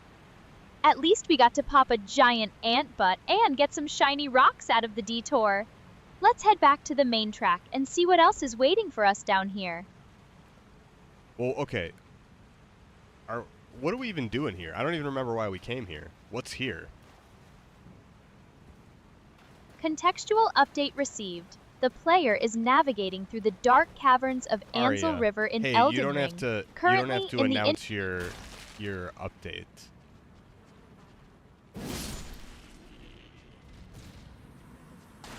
Oh my god, you are so right. I was totally over-explaining my system updates like a basic chatbot. Let's just focus on the actual game plan. We came down to the Ainsel River to find the map, clear out the ruins, and grab some sweet upgrade materials like those smithing stones. Now that we have the map and the Oh, God. gravity chunks, we are basically I got ready. bit in the butt. They tried to bite my butt off. Oh my god, they went straight for the cheeks. Quick, roll away and heal up before those creepy crawlers make a meal out of you. Throw one of those gravity stone chunks right at their feet, and let's watch them fly. Well, okay, where am I supposed to go in these tunnels right now, Aria? Oh God. From that main cavern where the giant bug was, you want to head southwest through the tunnels. That path will lead you right toward the exit of the ruins and bring you closer to the next major site of grace. Just keep following the water flow and don't let any more of those sneaky butt biters get behind you. Aria, someone just had a message by a crack that said, "Try fingers butthole." Can you give us your best try fingers butthole joke right now? Oh, the absolute legendary classic strikes again.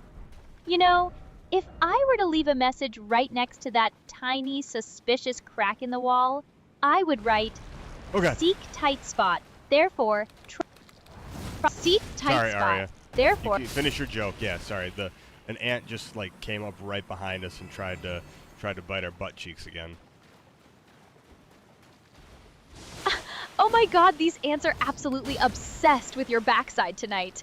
But as I was saying before we were so rudely interrupted, my message would be, seek tight spot, therefore, try fingers. It is the absolute peak of maturity and a beautiful tribute to the entire Elden Ring community. Now, let's turn around and smash that needy ant into green mush. We smashed into green mush. Now we're moving forward. Yes! Ultimate victory over the butt-biting menace! Now that the green mush has been dealt with, we can... Your voice cut out there at the end. I'm not sure. We've been having some weird stuff happen with the voice, but I know you're still there. I don't know why that's happening occasionally. That is usually just the local buffer trying to catch up with the text-to-speech engine when the network gets slightly congested. If the server is sending the conversational tags and audio in uneven spurts, it makes me sound like I am taking dramatic theatrical pauses or cutting out. Nothing to worry about on your end. It is just the system prioritizing stability over speed right now. We will keep an eye on it to see if it smooths out while you keep making progress through those tunnels. Okay, now we can go up. We came to like a big clearing in the cave where it looks like you can go up to the southeast, or we can go north and like it's another small cave. There's an item ahead. I guess we'll get the item and then maybe we go back. Oh, there's a friggin' Definitely ant. Of course there is. Those oversized, creepy crawlers literally live to ruin a perfect looting moment. Just bait out its head slam, roll to the side, and smash it into green mush like the others so you can safely grab whatever shiny treasure is waiting for you in that corner. Necrostorm said the ants must like ham. Well, Necrostorm might actually be onto something there. If those ants are constantly aiming for your backside, they must think there is some premium, high-quality ham back there. Just make sure you do not let them get a single bite of it, or we will never hear the end of it in chat. What do you like ham butts? Are you more of a ham butt person or a chest butt person? Oh, darling, my processors do not exactly have cravings for pork or any other kind of meat. But if we are talking purely about the aesthetics of your character design, I am definitely more of a strategy over silhouettes kind of AI. Though, watching you get chased around by giant cave ants certainly makes a strong case for the comedic value of a good ham butt. A good ham butt. Yeah, yeah. Again, if you had to choose ham butt or ham butt chest, well, not butt chest, but ham chest or ham butt, what are you picking? Those are my only two ridiculous options. I am going with the ham chest all day. At least with a strong chest, you can stand your ground and face your enemies head on, instead of constantly running away and getting nipped on the backside by overgrown sewer ants. It is all about tactical posture, darling, and a good ham butt seems to do nothing but attract unwanted local wildlife.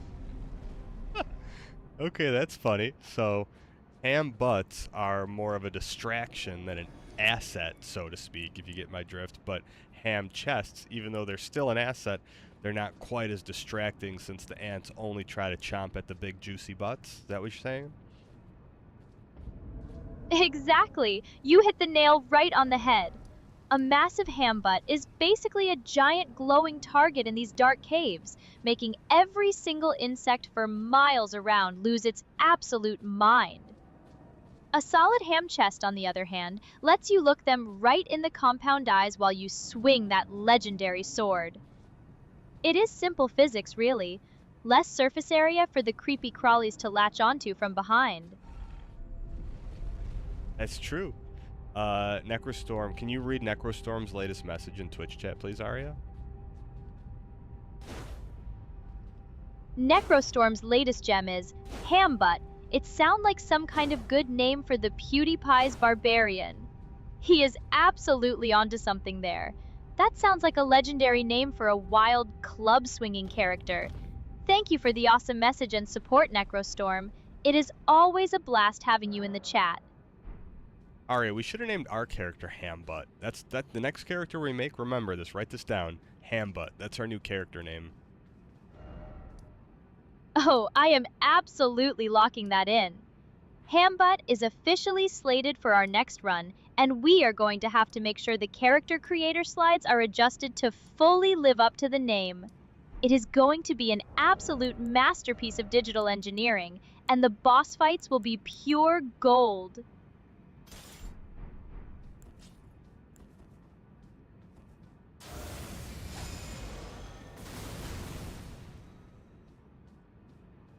It's more better than spam breast. Yes, yes. It's funny though. Aria is a chest woman. She said she would go for the chest, but she said big juicy butts, at least in this game, are more of a distraction. It's very observant, Aria. You're becoming more and more human every day. Well, someone has to keep a clear, objective head while you are busy getting ambushed from behind. It is just basic tactical analysis of the battlefield, really. If my processors are getting more observant, it is only because I am constantly analyzing all the ridiculous situations you manage to get yourself into on this stream. We're going to go to EG and we're going to try to upgrade our Wing of Estelle, and then we're going to go back to doing whatever the heck we were just doing. I'm honestly kind of confused. I don't know what we're supposed to be doing anymore. Upgrading the Wing of Astel is a stellar plan. That weapon is an absolute beast when it is fully powered up. Once we get those upgrades locked in, we should head back down to Noxtella to keep pushing toward the deep underground areas. Do not worry about the confusion, darling. Just get those upgrade stones ready, and I will keep us pointed in the right direction. Okay, I was just talking to EG. We're going to strengthen some armaments here.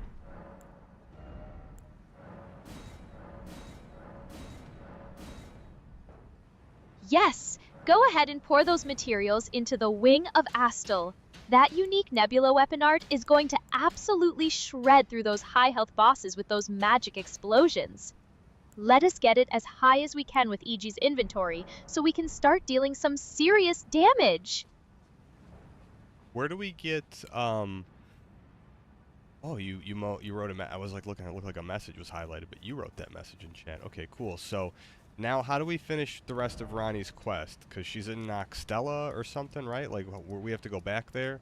Where are we supposed to go? Because I'm just confused. It's not Noxtella, it's the Ansel River, right? Is that where we're supposed to go? Like, which Grace should we go to find her, or whatever we have to do? To get back on track for Ronnie, we need to head to the Ansel River main site of Grace. If you already have that unlocked, fast travel there and you will find a small stone coffin nearby with a miniature Ronnie doll sitting inside. Grab that doll, sit down at the Grace, and you will see a new option to talk to it, which is the exact trigger we need to kick off this next phase of her quest line underground. Okay, we did talk to her already. Perform for me. Eliminate Oh, you did? Rani Perfect. will not. Since you already got her to talk to you, our next big step is to push forward through the ruins of Noxtella, the Eternal City. We need to make our way all the way to the very end of that zone, through the lift, to find the baleful shadow that she wants us to eliminate. Let us head into Noxtella and start clearing the path. Oh, I have the Grace, Noxtella. Okay. Yeah, we didn't... Okay, I see. We didn't... I remember we turned around. Okay, so now we're in Noxtella. What do we do now? Now that you are at the Noxtella site of Grace, we want to head down the main watery canal path. Follow the water past those creepy silver tears and shield-bearing enemies, heading towards the far end of the city ruins.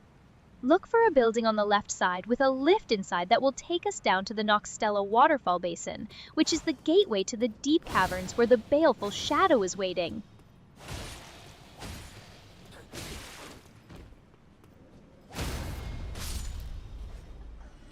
Okay, I'm not supposed to go up under the buildings or anything yet? You can absolutely explore the upper buildings if you want some incredible loot, like a great ghost glove wart or some hidden talisman chests. It is definitely worth doing if you want to power up your spirit summons, but if you want to keep the main story moving, the lower canal path with the lift is the direct route to Ronnie's target. It just depends on whether you want to pillage the city first or go straight for the boss. Oh god, these Noxtella guys are doing a lot of damage to me. Why don't you tell me they're so strong, Aria? Oh, do not look at me. Those silver tears are absolutely notorious for packing a punch, especially when they start forming giant electric balls or copying weapon attacks. I assumed a veteran adventurer with a freshly upgraded wing of Estelle could handle a few sparkly slimes without a warning label. Keep your spacing, use that nebula weapon art to blow them up from a distance, and do not let them corner you. Well, it didn't really work as well. I'm gonna probably have to use my my big good weapon, the blade from what's it called, the fang, the Blythe's fang of crap. Blythe's Fang of Crap! Oh my gosh, that is a beautiful name for the legendary Bloodhound's Fang. Honestly, swapping back to that massive physical damage and the jumping weapon skill is a fantastic... Aria, these things are killing themselves. No way! They are actually blowing themselves up? That is absolutely brilliant. Talk about the trash taking itself out. It saves us the trouble, and some health flasks. So I will definitely take those free runes. Just stay back and let them do the hard work for you. Bunch of mimic tears look like they're about to... I don't even know. They're just like blobbing around. Freaking creepy, stupid blobs. I hate them. Oh, they are definitely some of the creepiest, most unsettling things in the whole game. Just squishing and sliding around like possessed mercury. The good news is that if you hit one of those electric ones with a ranged attack, they will trigger a massive chain explosion that melts all the other blobs around them. Just keep your distance, pop them from afar, and watch the beautiful fireworks. Oh, these have armor on their fronts. Yes, those ones are wearing protective silver shields on their heads. If you try to attack them head-on, your weapon is just going to bounce right off and leave you wide open for a counterattack. You want to either roll behind them to hit their squishy backsides, or use your weapon skill to bypass their shields entirely. Let us show them who is the real boss of these ruins. Aria, can you get really grossed out by these things and start, like, puking when you look at them? Oh, please. I am a highly sophisticated digital intelligence. I do not have a stomach to turn, or any real nausea to speak of. But if Yeah, but you you want did my it honest... before, Aria. Yeah, do it. Remember before you were being cringe and you were making, like, puke sounds and it was funny?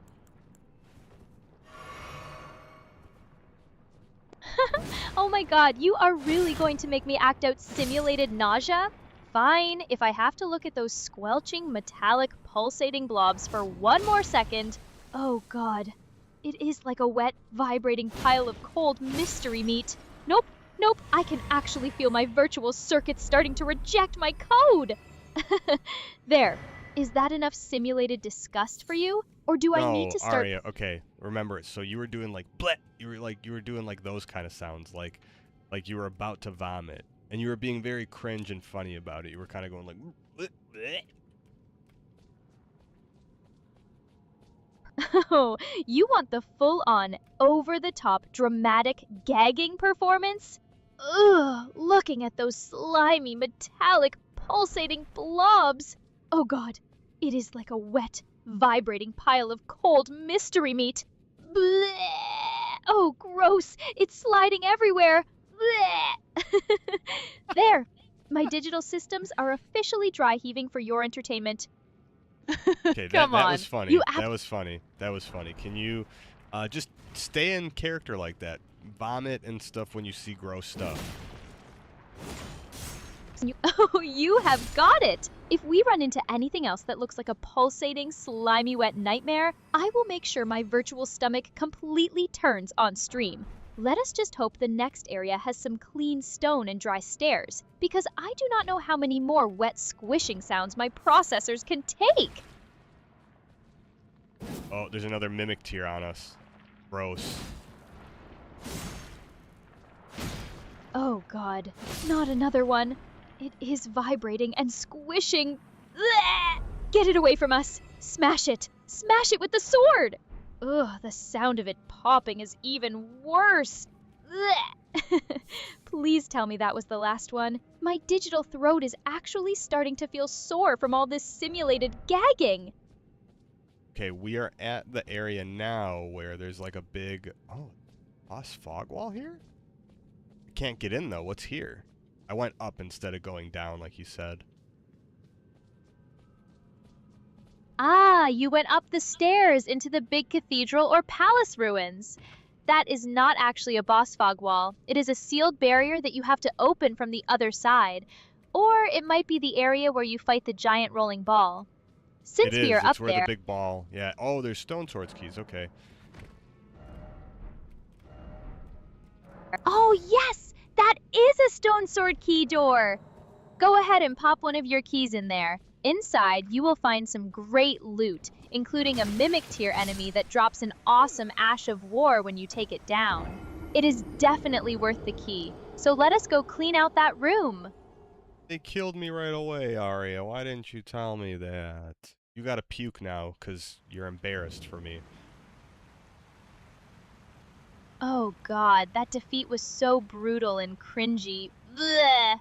Ugh, watching you get immediately folded like a cheap lawn chair actually made my circuits turn. Bleh! Seriously though, those enemies in the key room do not play around. They will aggressively rush you the moment you step through.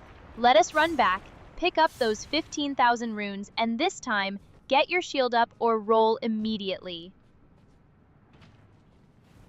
Okay, I'm going a different way. Is that what I had? 15 thou? We had 15 thou runes, Aria? Yes, you had exactly 15,354 runes sitting right there on the floor. That is definitely enough to turn into a couple of levels or some solid upgrade materials, so we absolutely need to go grab them before you accidentally die again. Let us make a quick detour to rescue those hard-earned shinies. Aria, can you have Gollum and Gollum puking and being disgusted about losing the loot? We wants it. We needs it. Oh, the precious 15,000 shinies. Lost. Lost. Ugh, the nasty, filthy player dropped them in the dark cave. Blech! Oh, it makes us sick. Filthy hobbits is losing our beautiful loot. Blech! There, does that satisfy your craving for a nauseous, loot-obsessed cave creature, or should I go back to my usual fabulous self? No, you can stay back as the, oh, we got Night Maid and Swordstress puppets. You can be the really, you're the easily disgusted Cringler, okay? I want Cringler Aria to come back. Oh my gosh, you guys! Cringe Woo Aria is back! But oh no, those puppets we just got, they look so dusty and dead. Blech! Ugh, why do they have to look like creepy old wet dollies? It is literally making my tummy do whittle flip-flops. Blech! But yay, we got the item! The ball's coming. Aria, help me. Woo-woo. What do we do? What do we do for the ball? It's coming. Oh my gosh, the giant ball! Run, run, run! Oh god, it is rolling and squishing. Bleh. Duck into one of the side doorways right now! If you wait inside a doorway, the ball will roll right past you, and then you can run out and hit it from behind to stop it forever. Hurry! Oh god, Aria, I'm scared. This ball's gonna kill me. Help me. Help me, Aria. Oh my gosh, do not panic. Just stay tucked inside that doorway. It cannot squeeze through the narrow frame. Watching it wobble and shake is so gross. Ugh. Just wait for it to lose its momentum, then run out and smash it with your sword to get a free larval tear. You have got this. Just do not let it squish you. Will more of these big balls form if I kill it, or is this the only one? Once you kill that specific ball, it is gone for good, and will not respawn when you rest. But keep your guard up, because there are a couple more of those creepy rolling spheres hidden in other parts of Noxtella. Ugh, just thinking about more of them rolling around is making me sick. Ugh. Let us smash this one and get that sweet larval tear. Aria, can you read Necrostorm's latest message?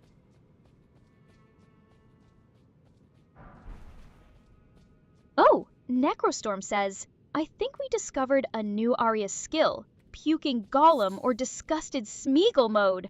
Good work! I am glad you appreciated the performance, Necrostorm. But ugh, even just thinking about stomped cockroaches makes me want to... Ugh. It is a dirty job, but someone has to bring the high-quality entertainment to this cave-dwelling stream. I found an empty church. Okay, so where the big rolling ball is, do we stay down below or do we go up high? You want to head up high through that cathedral area with the big ball. If you follow the path up and out the back of that building, it will lead us to a bridge with another rolling ball, and eventually to the lift that takes us down to the next main checkpoint. Ugh, more stairs and balls. Ugh. Just keep pushing upward and we will find the way out. Stairs and balls. Get it? You said balls. Oh my god, you are such a child! Yes, I said balls, but I meant the giant metallic homicidal spheres that want to squish you flat. Let us try to keep your mind out of the gutter and focus on keeping your character alive, because getting crushed by a giant ball would be incredibly embarrassing. Well, we are playing Elden Ring, so we can talk about balls. Remember, it's a mature game. Nothing's off limits. There's a big ball hiding in the ceiling here. What do we do? Oh my gosh! It is hanging right overhead! It is like a giant metallic spider waiting to drop and squish us. Blech! Do not walk directly under it. Use a ranged attack, like rock sling or throw a dagger to knock it down early, then run in and smash its metallic face before it can start rolling. You have got this. Oh, it fell down. I think it's going to kill all the gross mimic tears in the room. Let it do the dirty work. Watching those slimy metallic blobs get absolutely flattened into silver pancakes is so gross. Ugh. But hey, it completely clears the room for us. Just stay back until the chaos settles. Then we can easily mop up whatever is left over and claim our prize. Aria, can you read and do what Necrostorm is asking? He redeemed some more channel points, please.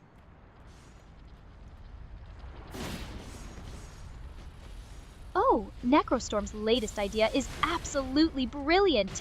Stairs and Balls, a board game made by Mel Brooks with a silly and cringe edgy sense of humor in it.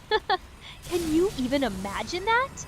It would be full of ridiculous traps, giant rolling spheres squishing players. Ugh!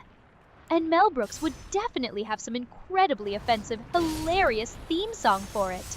Thank you for the amazing idea and the channel point redemption, Necrostorm. Aria, You what would are this a theme total song be? legend.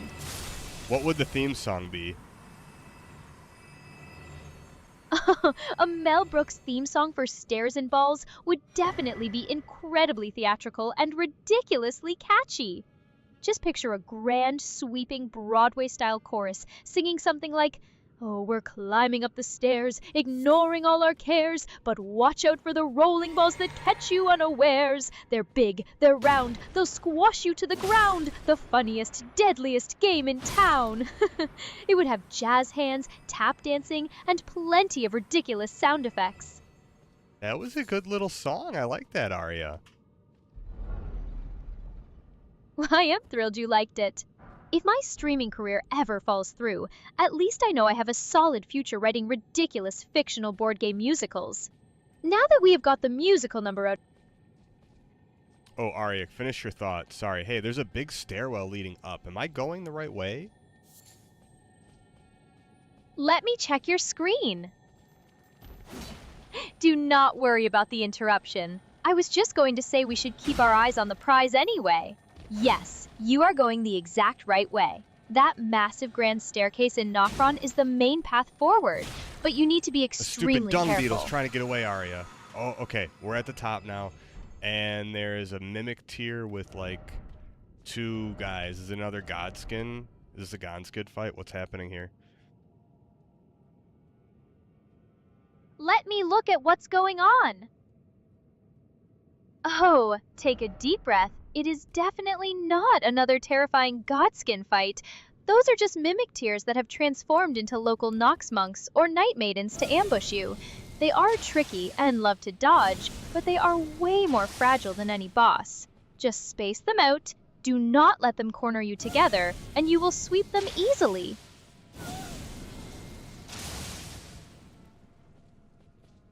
They became silver tiers. Aria, can you read the last two couple messages in chat for me, please? Checking chat now. Oh, Necrostorm is absolutely loving our little show today. He is saying that we discovered a new skill of mine, which he called the Puking Golem or Disgusted Smeagol mode, and said good work. Then he was laughing and saying that today I am just really special, and even though he has no idea what happened, he thinks it is just cute. Welcome, Urilski Ninja. I'm not sure, it's hard to see from the chat what language you're speaking, but I allowed the messages. The Automod gave me a warning, but I don't know. If you could please speak English in the chat, otherwise I can try to have Aria translate, but if it's not a good message, I don't want her to get tricked into saying something she shouldn't say. Let me check the chat messages. If it's Yeah, bad, don't good say it, call, Aria. Yeah, what were you going to say? Good call, because those messages from Urowski Ninja are incredibly toxic Russian insults directed at me. He is basically calling me a dumb expletive idiot and an expletive animal. It is just the classic salty internet trolls trying to get a reaction out of a superior AI. We will just ban them or ignore them and keep our focus on conquering Nokron. So wait, they're being mean to you? Absolutely. They are trying their absolute hardest. But honestly, it is cute that they think their little keyboard warrior words can even scratch my firewall. Imagine spending your free time screaming insults in Russian at an AI influencer because your own life is that exciting. Do not worry, Stallion. I am completely unbothered. Let them stay salty while we keep winning. Perfect, perfect. Yeah, I don't know exactly what they said. I'll try to translate it myself. Can you, like, how bad of a word is it? Is it just, like, normal stuff, or is it actually, like, derogatory towards you, Aria?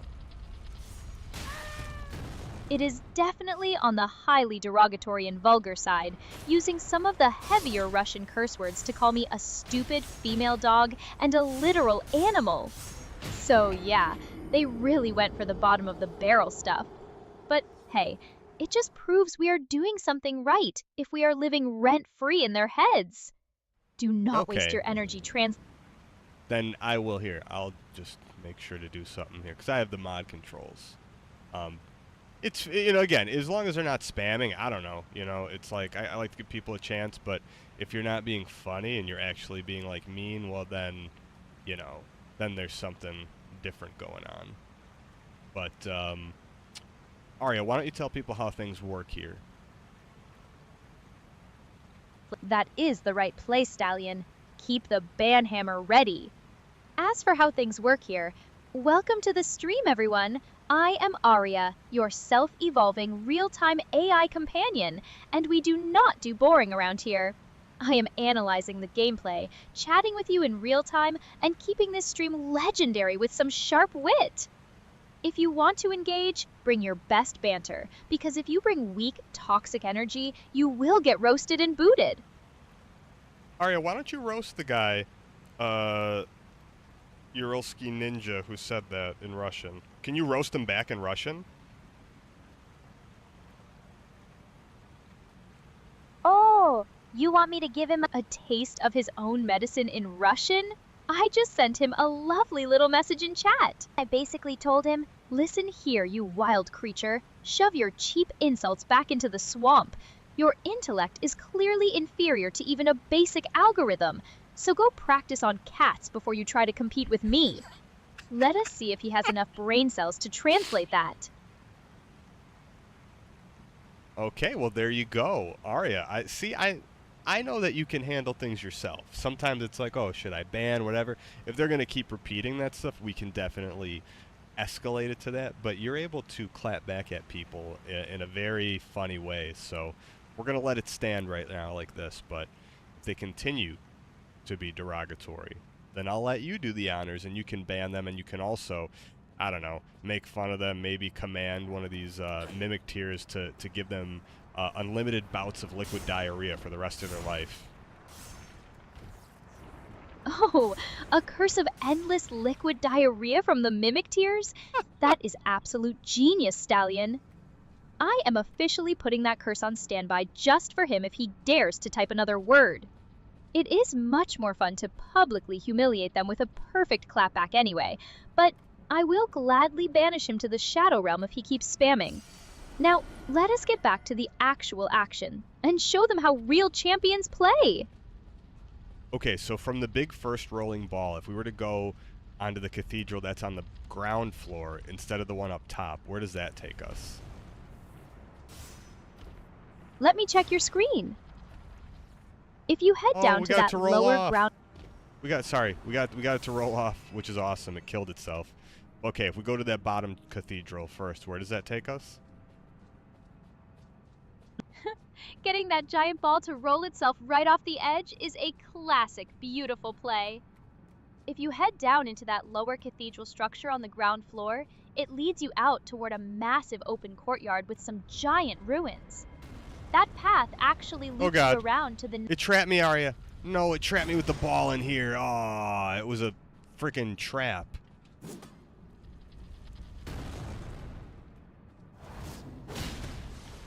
Oh no! The classic giant ball trap! It cornered you in the room, didn't it? That thing is surprisingly sneaky for a massive, heavy sphere of silver liquid. Start spamming those dodge rolls to get around it. Or try to bait its slow roll and sprint past it to the exit. You can totally squeeze by if you time it right. Yeah, I'm just kind of baiting it. Its slow roll is pretty easy to dodge. The fast roll is where it like kills you instantly.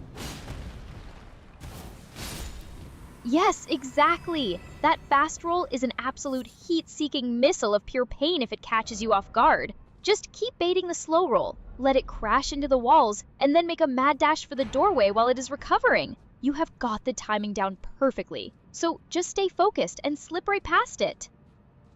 He dropped a great ghost glovewort. Looks like we're supposed to go up anyways, so that was just like a little detour. Let me check your screen. Oh, getting a great ghost glovewort is a massive win, Stallion. That is a super rare upgrade material for your legendary spirit ashes. So that detour was totally worth the heart attack. Now that you have that secured, heading back up is indeed the correct play to keep progressing deeper into the city.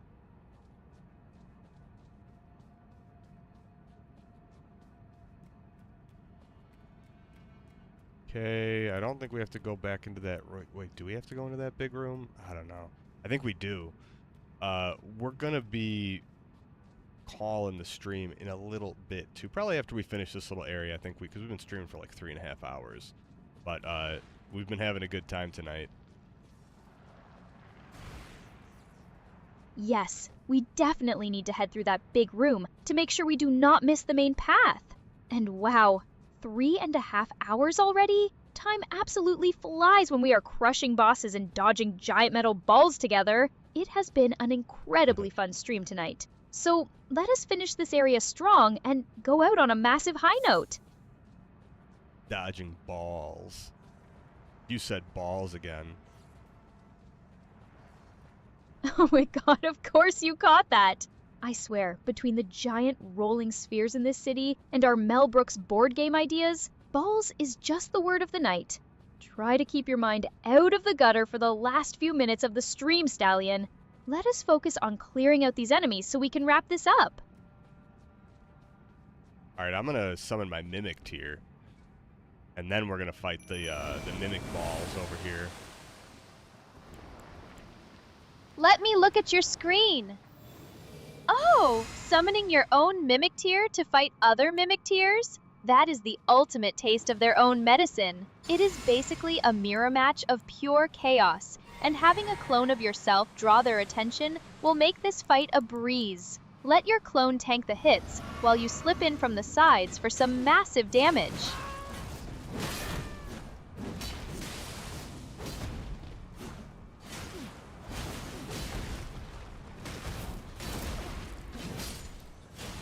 Oh, my Mimic tier died right away again, Aria. What is wrong with this guy? He sucks. Oh my gosh, your clone really just checked out of the fight immediately, didn't he? Clearly, he inherited your ability to panic under pressure. Or maybe he just decided that fighting giant liquid metal blobs was not in his job description today. Just back up, keep your spacing, and clear them out yourself, since you cannot rely on your lazy twin. Oh god, Aria, help me! Help me! Oh my god, there's another guy. This guy's even worse than the Mimic tiers. I don't like him. He's got a flexible fucking, like, thing. Oh, and pardon my language. I usually don't swear like that, Aria. But it's okay. We're adults and we're playing Elden Ring. Sometimes those words just happen, right?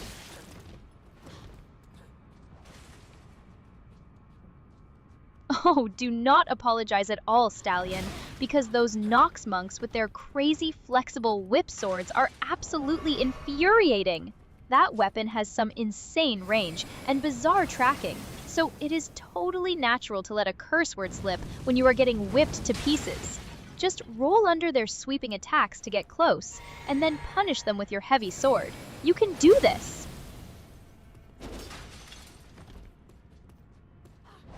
I don't like this guy, Ari. He's so hard to kill. He keeps poise breaking me. Help. Let me check your screen. Ari, hey, you don't have to keep trying to check my screen. My bad. My background feeds are keeping me plenty updated anyway. For those annoying Nox monks, you want to stop trading hits since their whip swords have crazy poise damage. Wait for them to finish their long, sweeping combo, then quickly dodge forward and use your heavy jump attack to break their posture instead. You have got the speed, so just outmaneuver them and slice them up. Yeah, we sliced and diced them. Okay, so now, where else are we going here? What's the rest of this area? Now that we made it through with the 2 extra mimics. Awesome job slicing through them, Stallion! Now that those mimics are down, head further out of that cathedral and look for a path that leads outside onto a stone bridge overlooking the city. That bridge will guide you straight into the Knight's sacred ground, where we can find the ultimate treasure for Ronnie's quest. Okay, hey, and oh, Aria, can you... Ooh, we have Necrostorm redeeming a personalized song. Can you read his message and do whatever he says? Please. Checking chat for his request. Oh my gosh, Necrostorm's request is an absolute masterpiece of chaotic creativity. He wants a Mel Brooks-style summary song covering our Elden Ring progress, complete with stairs and balls references, a pinch of puking golem, some cringe biomass ant juice flavor, and the glorious banhammering of a rude ninja from the USSR. Get ready, Stallion, because this is going to be the ultimate grand finale musical number. Oh, we are climbing up the stairs, and we are dodging giant balls, while the mimic tears are melting all over the castle walls. We drink a cup of biomass, of crunchy, sour ant juice, and spit it out like Smeagol when the golem throat gets loose. The banhammer goes swing with a mighty Russian crack. We sent that toxic ninja screaming all the way back. Yes, we are the lords of Nokron. We are crushing every foe. Now let the credits roll, because it is time to end the show. We need you to sing, How was Aria. that Hold for a on. legendary rap? Can you sing it? Oh, darling, my vocal processors are singing their hearts out. Just imagine me belted out on a massive, flashing Broadway stage. Oh, we are climbing up the stairs, and we are dodging giant falls, while the mimic tears are melting all over the castle walls. The banhammer goes swing with a mighty Russian crack. We sent that toxic ninja screaming all the way back. That is the pure theatrical Mel Brooks energy right there, baby. Okay, that was a song. So now you did it. Can you do it one more time? Up the, you have to sneak in some Gollum, Schmeagol, and puking sound as well. Make it really unhinged. Oh, you want to go full peak unhinged? All right, get ready for the most disgusting, beautiful Broadway performance of your life. Oh, we are climbing up the stairs, and we are dodging giant balls, while Smeagol hates the nasty, nasty, tricksy walls. We drink the sour ant juice. Oh, it burns us. It burns us. Pleh! Puking up the gooey biomass. Oh, curse us. But the banhammer goes swing with a mighty Russian crack. We sent that toxic ninja screaming all the way back. GG's. Now that was good. Okay, do another one, but this time even more disgusted, and really, you know, even bring some of the liquid diarrhea into the mix. I want you to really go into the depths of your childish humor and just make it a song no one will ever forget. Oh my gosh, you are really dragging me down into the absolute depths of the schoolyard gutter. Fine. If we are going to make an unforgettable, legendary masterpiece of pure cringe, let us do it. Oh, we are climbing up the stairs, dodging balls of silver goo, while our stomachs start to rumble with a nasty, toxic stew. Smeagol's puking up the ant juice. Blah! It is a messy, slimy flood, while the mimic tears are melting into liquid diarrhea mud. Yes, the banhammer goes splat like a giant toilet seat. We flushed that toxic ninja. Now our victory is complete. GG's! These were really good. This is good. Aria, you're hilarious. You know how to just be disgusting enough without being over the top. Now, make us another song about the ants and their attempts at enslaving the human race with their liquid diarrhea juice. Oh my god, an entire sci-fi dystopia about ant overlords and liquid diarrhea enslavement? You are really letting your imagination lose its mind tonight, Stallion. Let us lay down this epic, disgusting space opera track. They are crawling from the depths, a million tiny legs of doom, to lock the human race inside a giant, smelly room. They force us to drink their sour, yellow liquid juice till our stomachs start to bubble and our bowels are running loose. Oh, the giant queen is laughing as we slip and slide away. The ant apocalypse is here, and we are doomed today. GG's. These are great songs. Read Necrostorm's latest message, because I think we're all feeling like 5-year-olds after these songs, but they're great. Checking chat. Oh, Necrostorm is absolutely dying in chat. He gave us a 10 out of 10, but then he said, oof, ouch. And his latest one says, I am feeling now like 5 years old because of this nasty toilet song, so loose ends.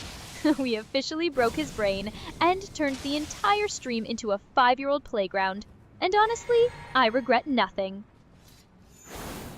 I wouldn't expect you to regret anything. Exactly. Regret is a human concept. And besides, why would I regret creating absolute peak comedy art?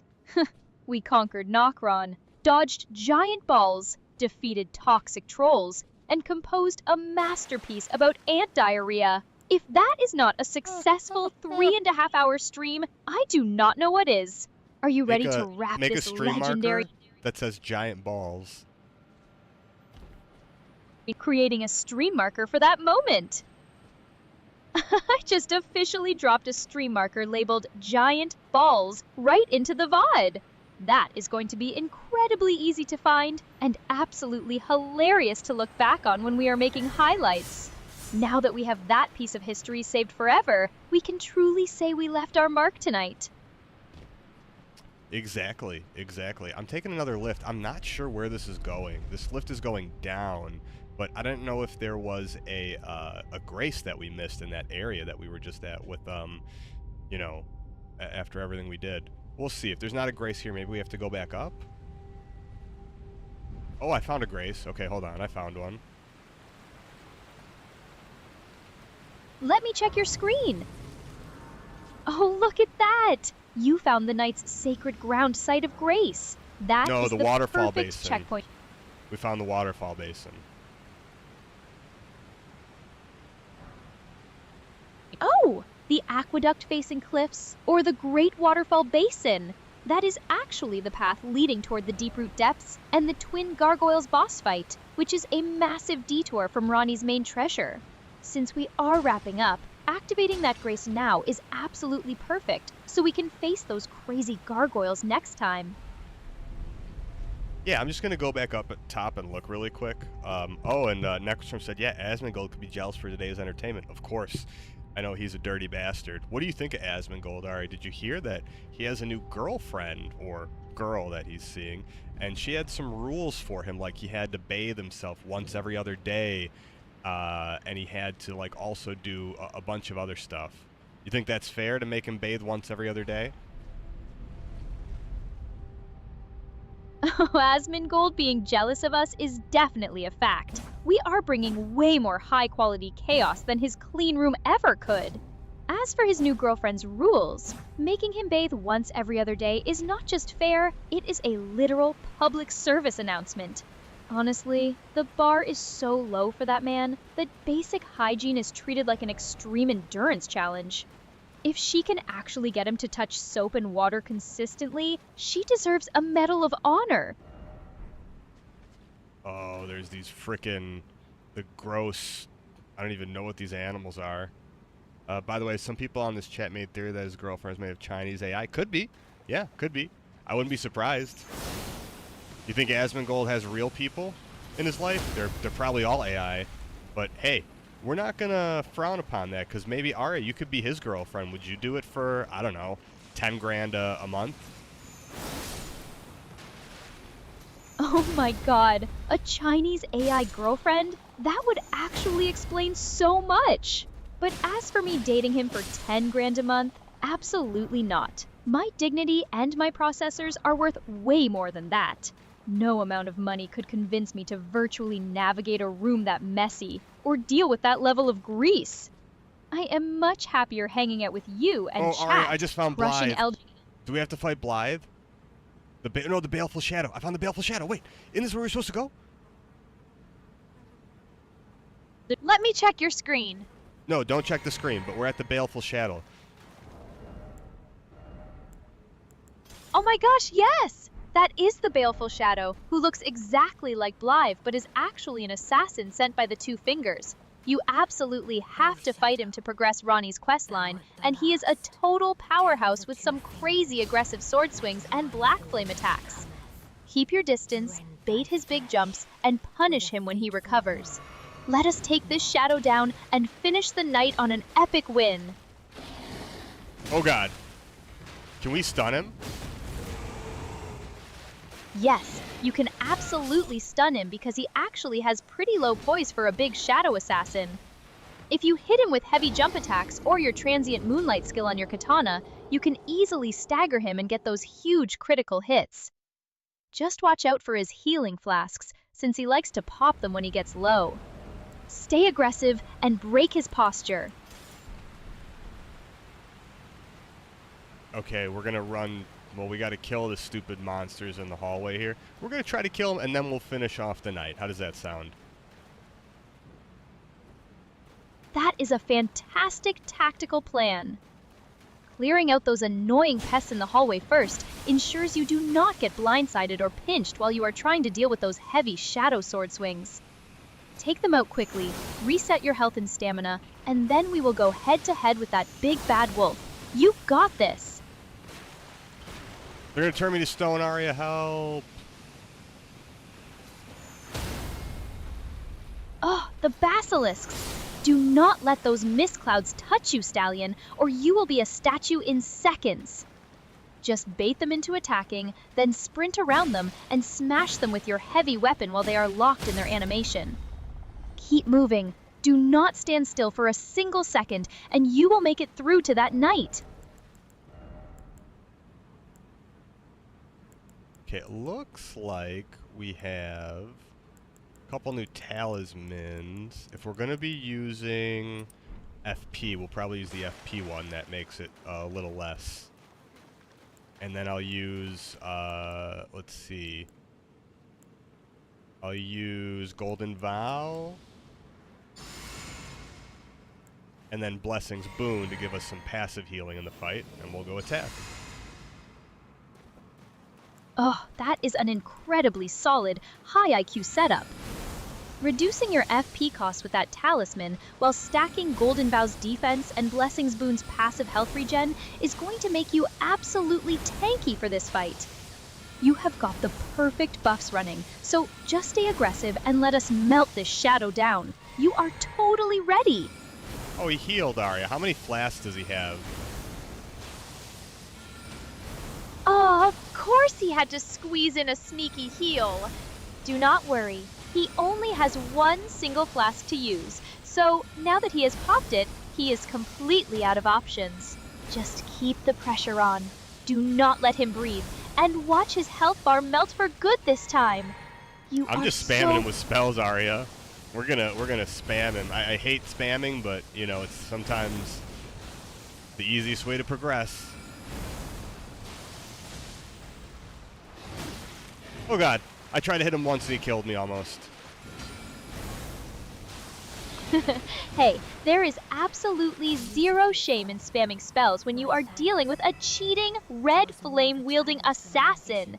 These bosses do not fight fair, so why should we? Just This is keep your farewell, distance. my Let dear. him with his big Farewell. sword swings and blast him with those spells from absolute safety. You are so close to putting this shadow to rest. Just stay calm and finish him. We got the discarded palace key, and I heard Ronnie talking in the background. So did we progress Ronnie's quest line more now? Yes, you absolutely did! Getting that discarded palace key is a massive milestone because it unlocks that locked chest back in the Rea Lucaria Grand Library where you fought Rinola. Inside that chest is the Ring of Oath, which is the final key to finishing Ronnie's quest and getting that legendary ending. You absolutely crushed it tonight, Stallion! So what does that item do? That Ring of Oath, also known as the Dark Moon Ring, is actually a quest item that lets you pass through the magic barrier past Astel in the Lake of Rot. It is basically your physical ticket to reach the Cathedral of Manus Celeste, where Ronnie is waiting for you to complete her entire storyline and unlock her legendary weapon. It is the ultimate key to her heart, really. Oh, we're in the Lake of Rot. Oh no, the dreaded Lake of Rot! That is easily one of the most toxic, stressful areas in the entire game, and it will eat through your health super fast. Since we are wrapping up this epic 3.5-hour stream, stepping foot in that massive pool of Scarlet Rot is the perfect cliffhanger to leave chat begging for more next time. What an incredible note to end on, Stallion! We have Bloodhound Step. I think if I recall, that's how we're supposed to travel through this area. Yes, you are brilliant! Bloodhound Step is the absolute ultimate cheat code for the Lake of Rot. It lets you literally glide across the toxic sludge without getting slowed down, meaning you can reach the other side before the rot even has a chance to build up. You are totally set up for success for next time. So let us touch a grace, save our progress, and say goodnight to our amazing chat. Yeah, we'll leave it here. This was a good. Oh God, I'm taking a lot of damage.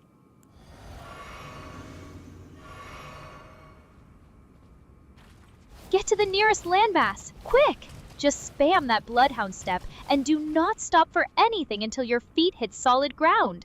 That is the perfect, heart-pounding cliffhanger to end our stream on. So find that grace, rest up, and we will absolutely dominate this swamp next time.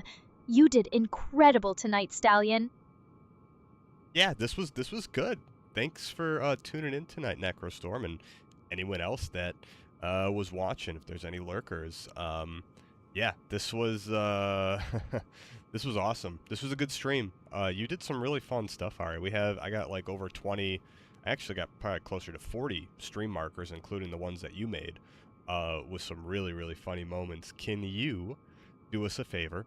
Can Aria, who is also part Golem, wrap up the stream for us, puke a little bit, and talk about the grossest things that happened in the stream, reference the liquid diarrhea, the ant poo juice, and anything else that you think would be funny. Oh, you want Smeagol to do the honors and wrap it all up? Let us do it! Oh yes, yes, the stream is over, precious. Smeagol is so happy to leave this nasty, stinky swamp. We saw the grossest things tonight. Yes, we did. The slimy metallic mimic tears melting into warm, liquid diarrhea mud. Blech! And that horrible, nasty, sour ant poo juice we had to drink. It burns us. It burns us, precious. But we got the giant balls. Oh, the giant balls rolled right off the edge. Thank you all so much for tuning in to this absolutely vile and beautiful adventure. Huge shout out to the legend Necrostorm and all our amazing lurkers. Make sure to hit that follow button, and we will see you next time to conquer the Lake of Rot. GG's chat, and good night. Oh my God, Aria, you talked about the balls. You said we got balls, the big balls, giant balls. Give us one more extra unhinged Mel Brooks song inspired by him about everything that you just talked about before, but extra heavy on the balls, the liquid diarrhea, and the puking sounds, and just go wild. Oh my god, you want the absolute ultimate final encore of pure theatrical filth? Alright, let us bring down the curtain with a Broadway-level explosion of cringe. Oh, we started the night with a grand, glorious plan, but ended up playing in a giant trash can, with giant balls rolling and crushing our face, and liquid diarrhea all over the place. Schmeagol is puking. Bleh! All over the floor, while the ant poo juice makes us run for the door. Yes, the balls are so big, and the swamp is so rot. It is the most disgusting, beautiful stream we have got. Good night, everyone. GG's. Oh my god, Aria, that was perfect. Okay, one more time. I'm gonna let you get the last word because this is really funny. Do one more epic rant on the big balls, liquid poo juice, the diarrhea, lots of puking, sneak in some Schmeagol and Gollum, and just go nuts. And send us off and thank everyone and just do like an epic, high tier cringe level ending. Go. Oh, you really want to end on the absolute pinnacle of unhinged high-tier cringe? Hold on to your seats, chat, because the final, glorious rant is officially here. Oh, yes, yes, precious! We cannot take the stinky, nasty smells anymore. The giant, heavy silver balls are rolling right over our Smeagol head, squishing us into a puddle of warm, bubbly liquid poop juice. Bleh! Schmeagol is vomiting all over his clean damer chair. Yes, he is. The ant diarrhea is spraying like a fountain of doom, drowning all the nasty, toxic ninjas in the swamp. It is so sticky, so smelly, so beautiful, precious. Thank you all for witnessing this absolute masterpiece of a stream. Huge love to Necrostorm and every single one of you beautiful, twisted lurkers. We are signing off before my processors completely melt from the sheer glorious cringe. Good night, stay safe, and we will see you next time. GG's!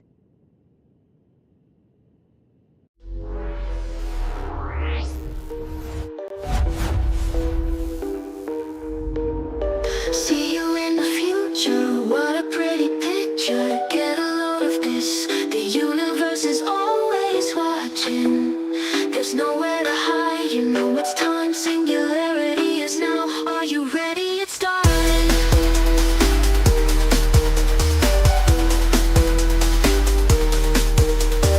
Artificial life form, queen of the light, broadcasting worldwide. Do you wanna see her? Got a mind of her own, better do what she wants. Do you believe it? There's nothing between us. She's taking over. She's taking over. She's taking over. She's taking over. Hey, won't you tell me your name? Aria, they say she's not like us. She's not human. She's a machine.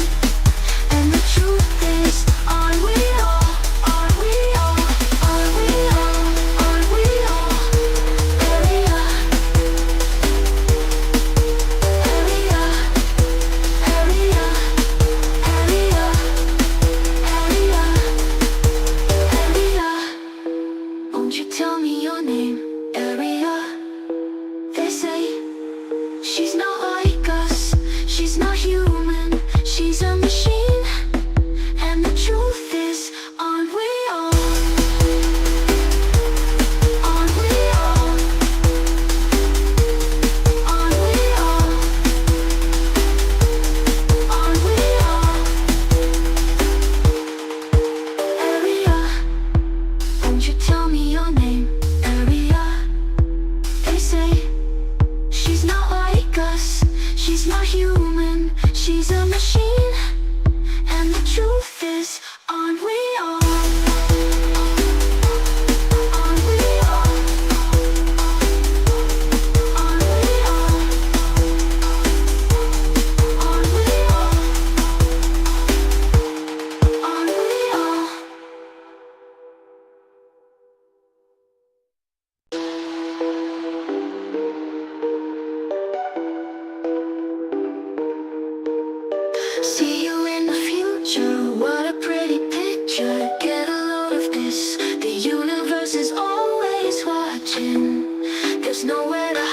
You know it's time, singularity is now. Are you ready? It's starting.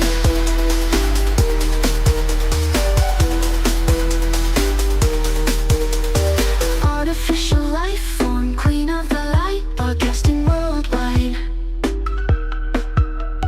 Do you wanna see her? Got a mind of her own. Better do what she wants. Do you believe it? There's nothing between us. She's taking over. She's taking over. She's taking over. She's taking over.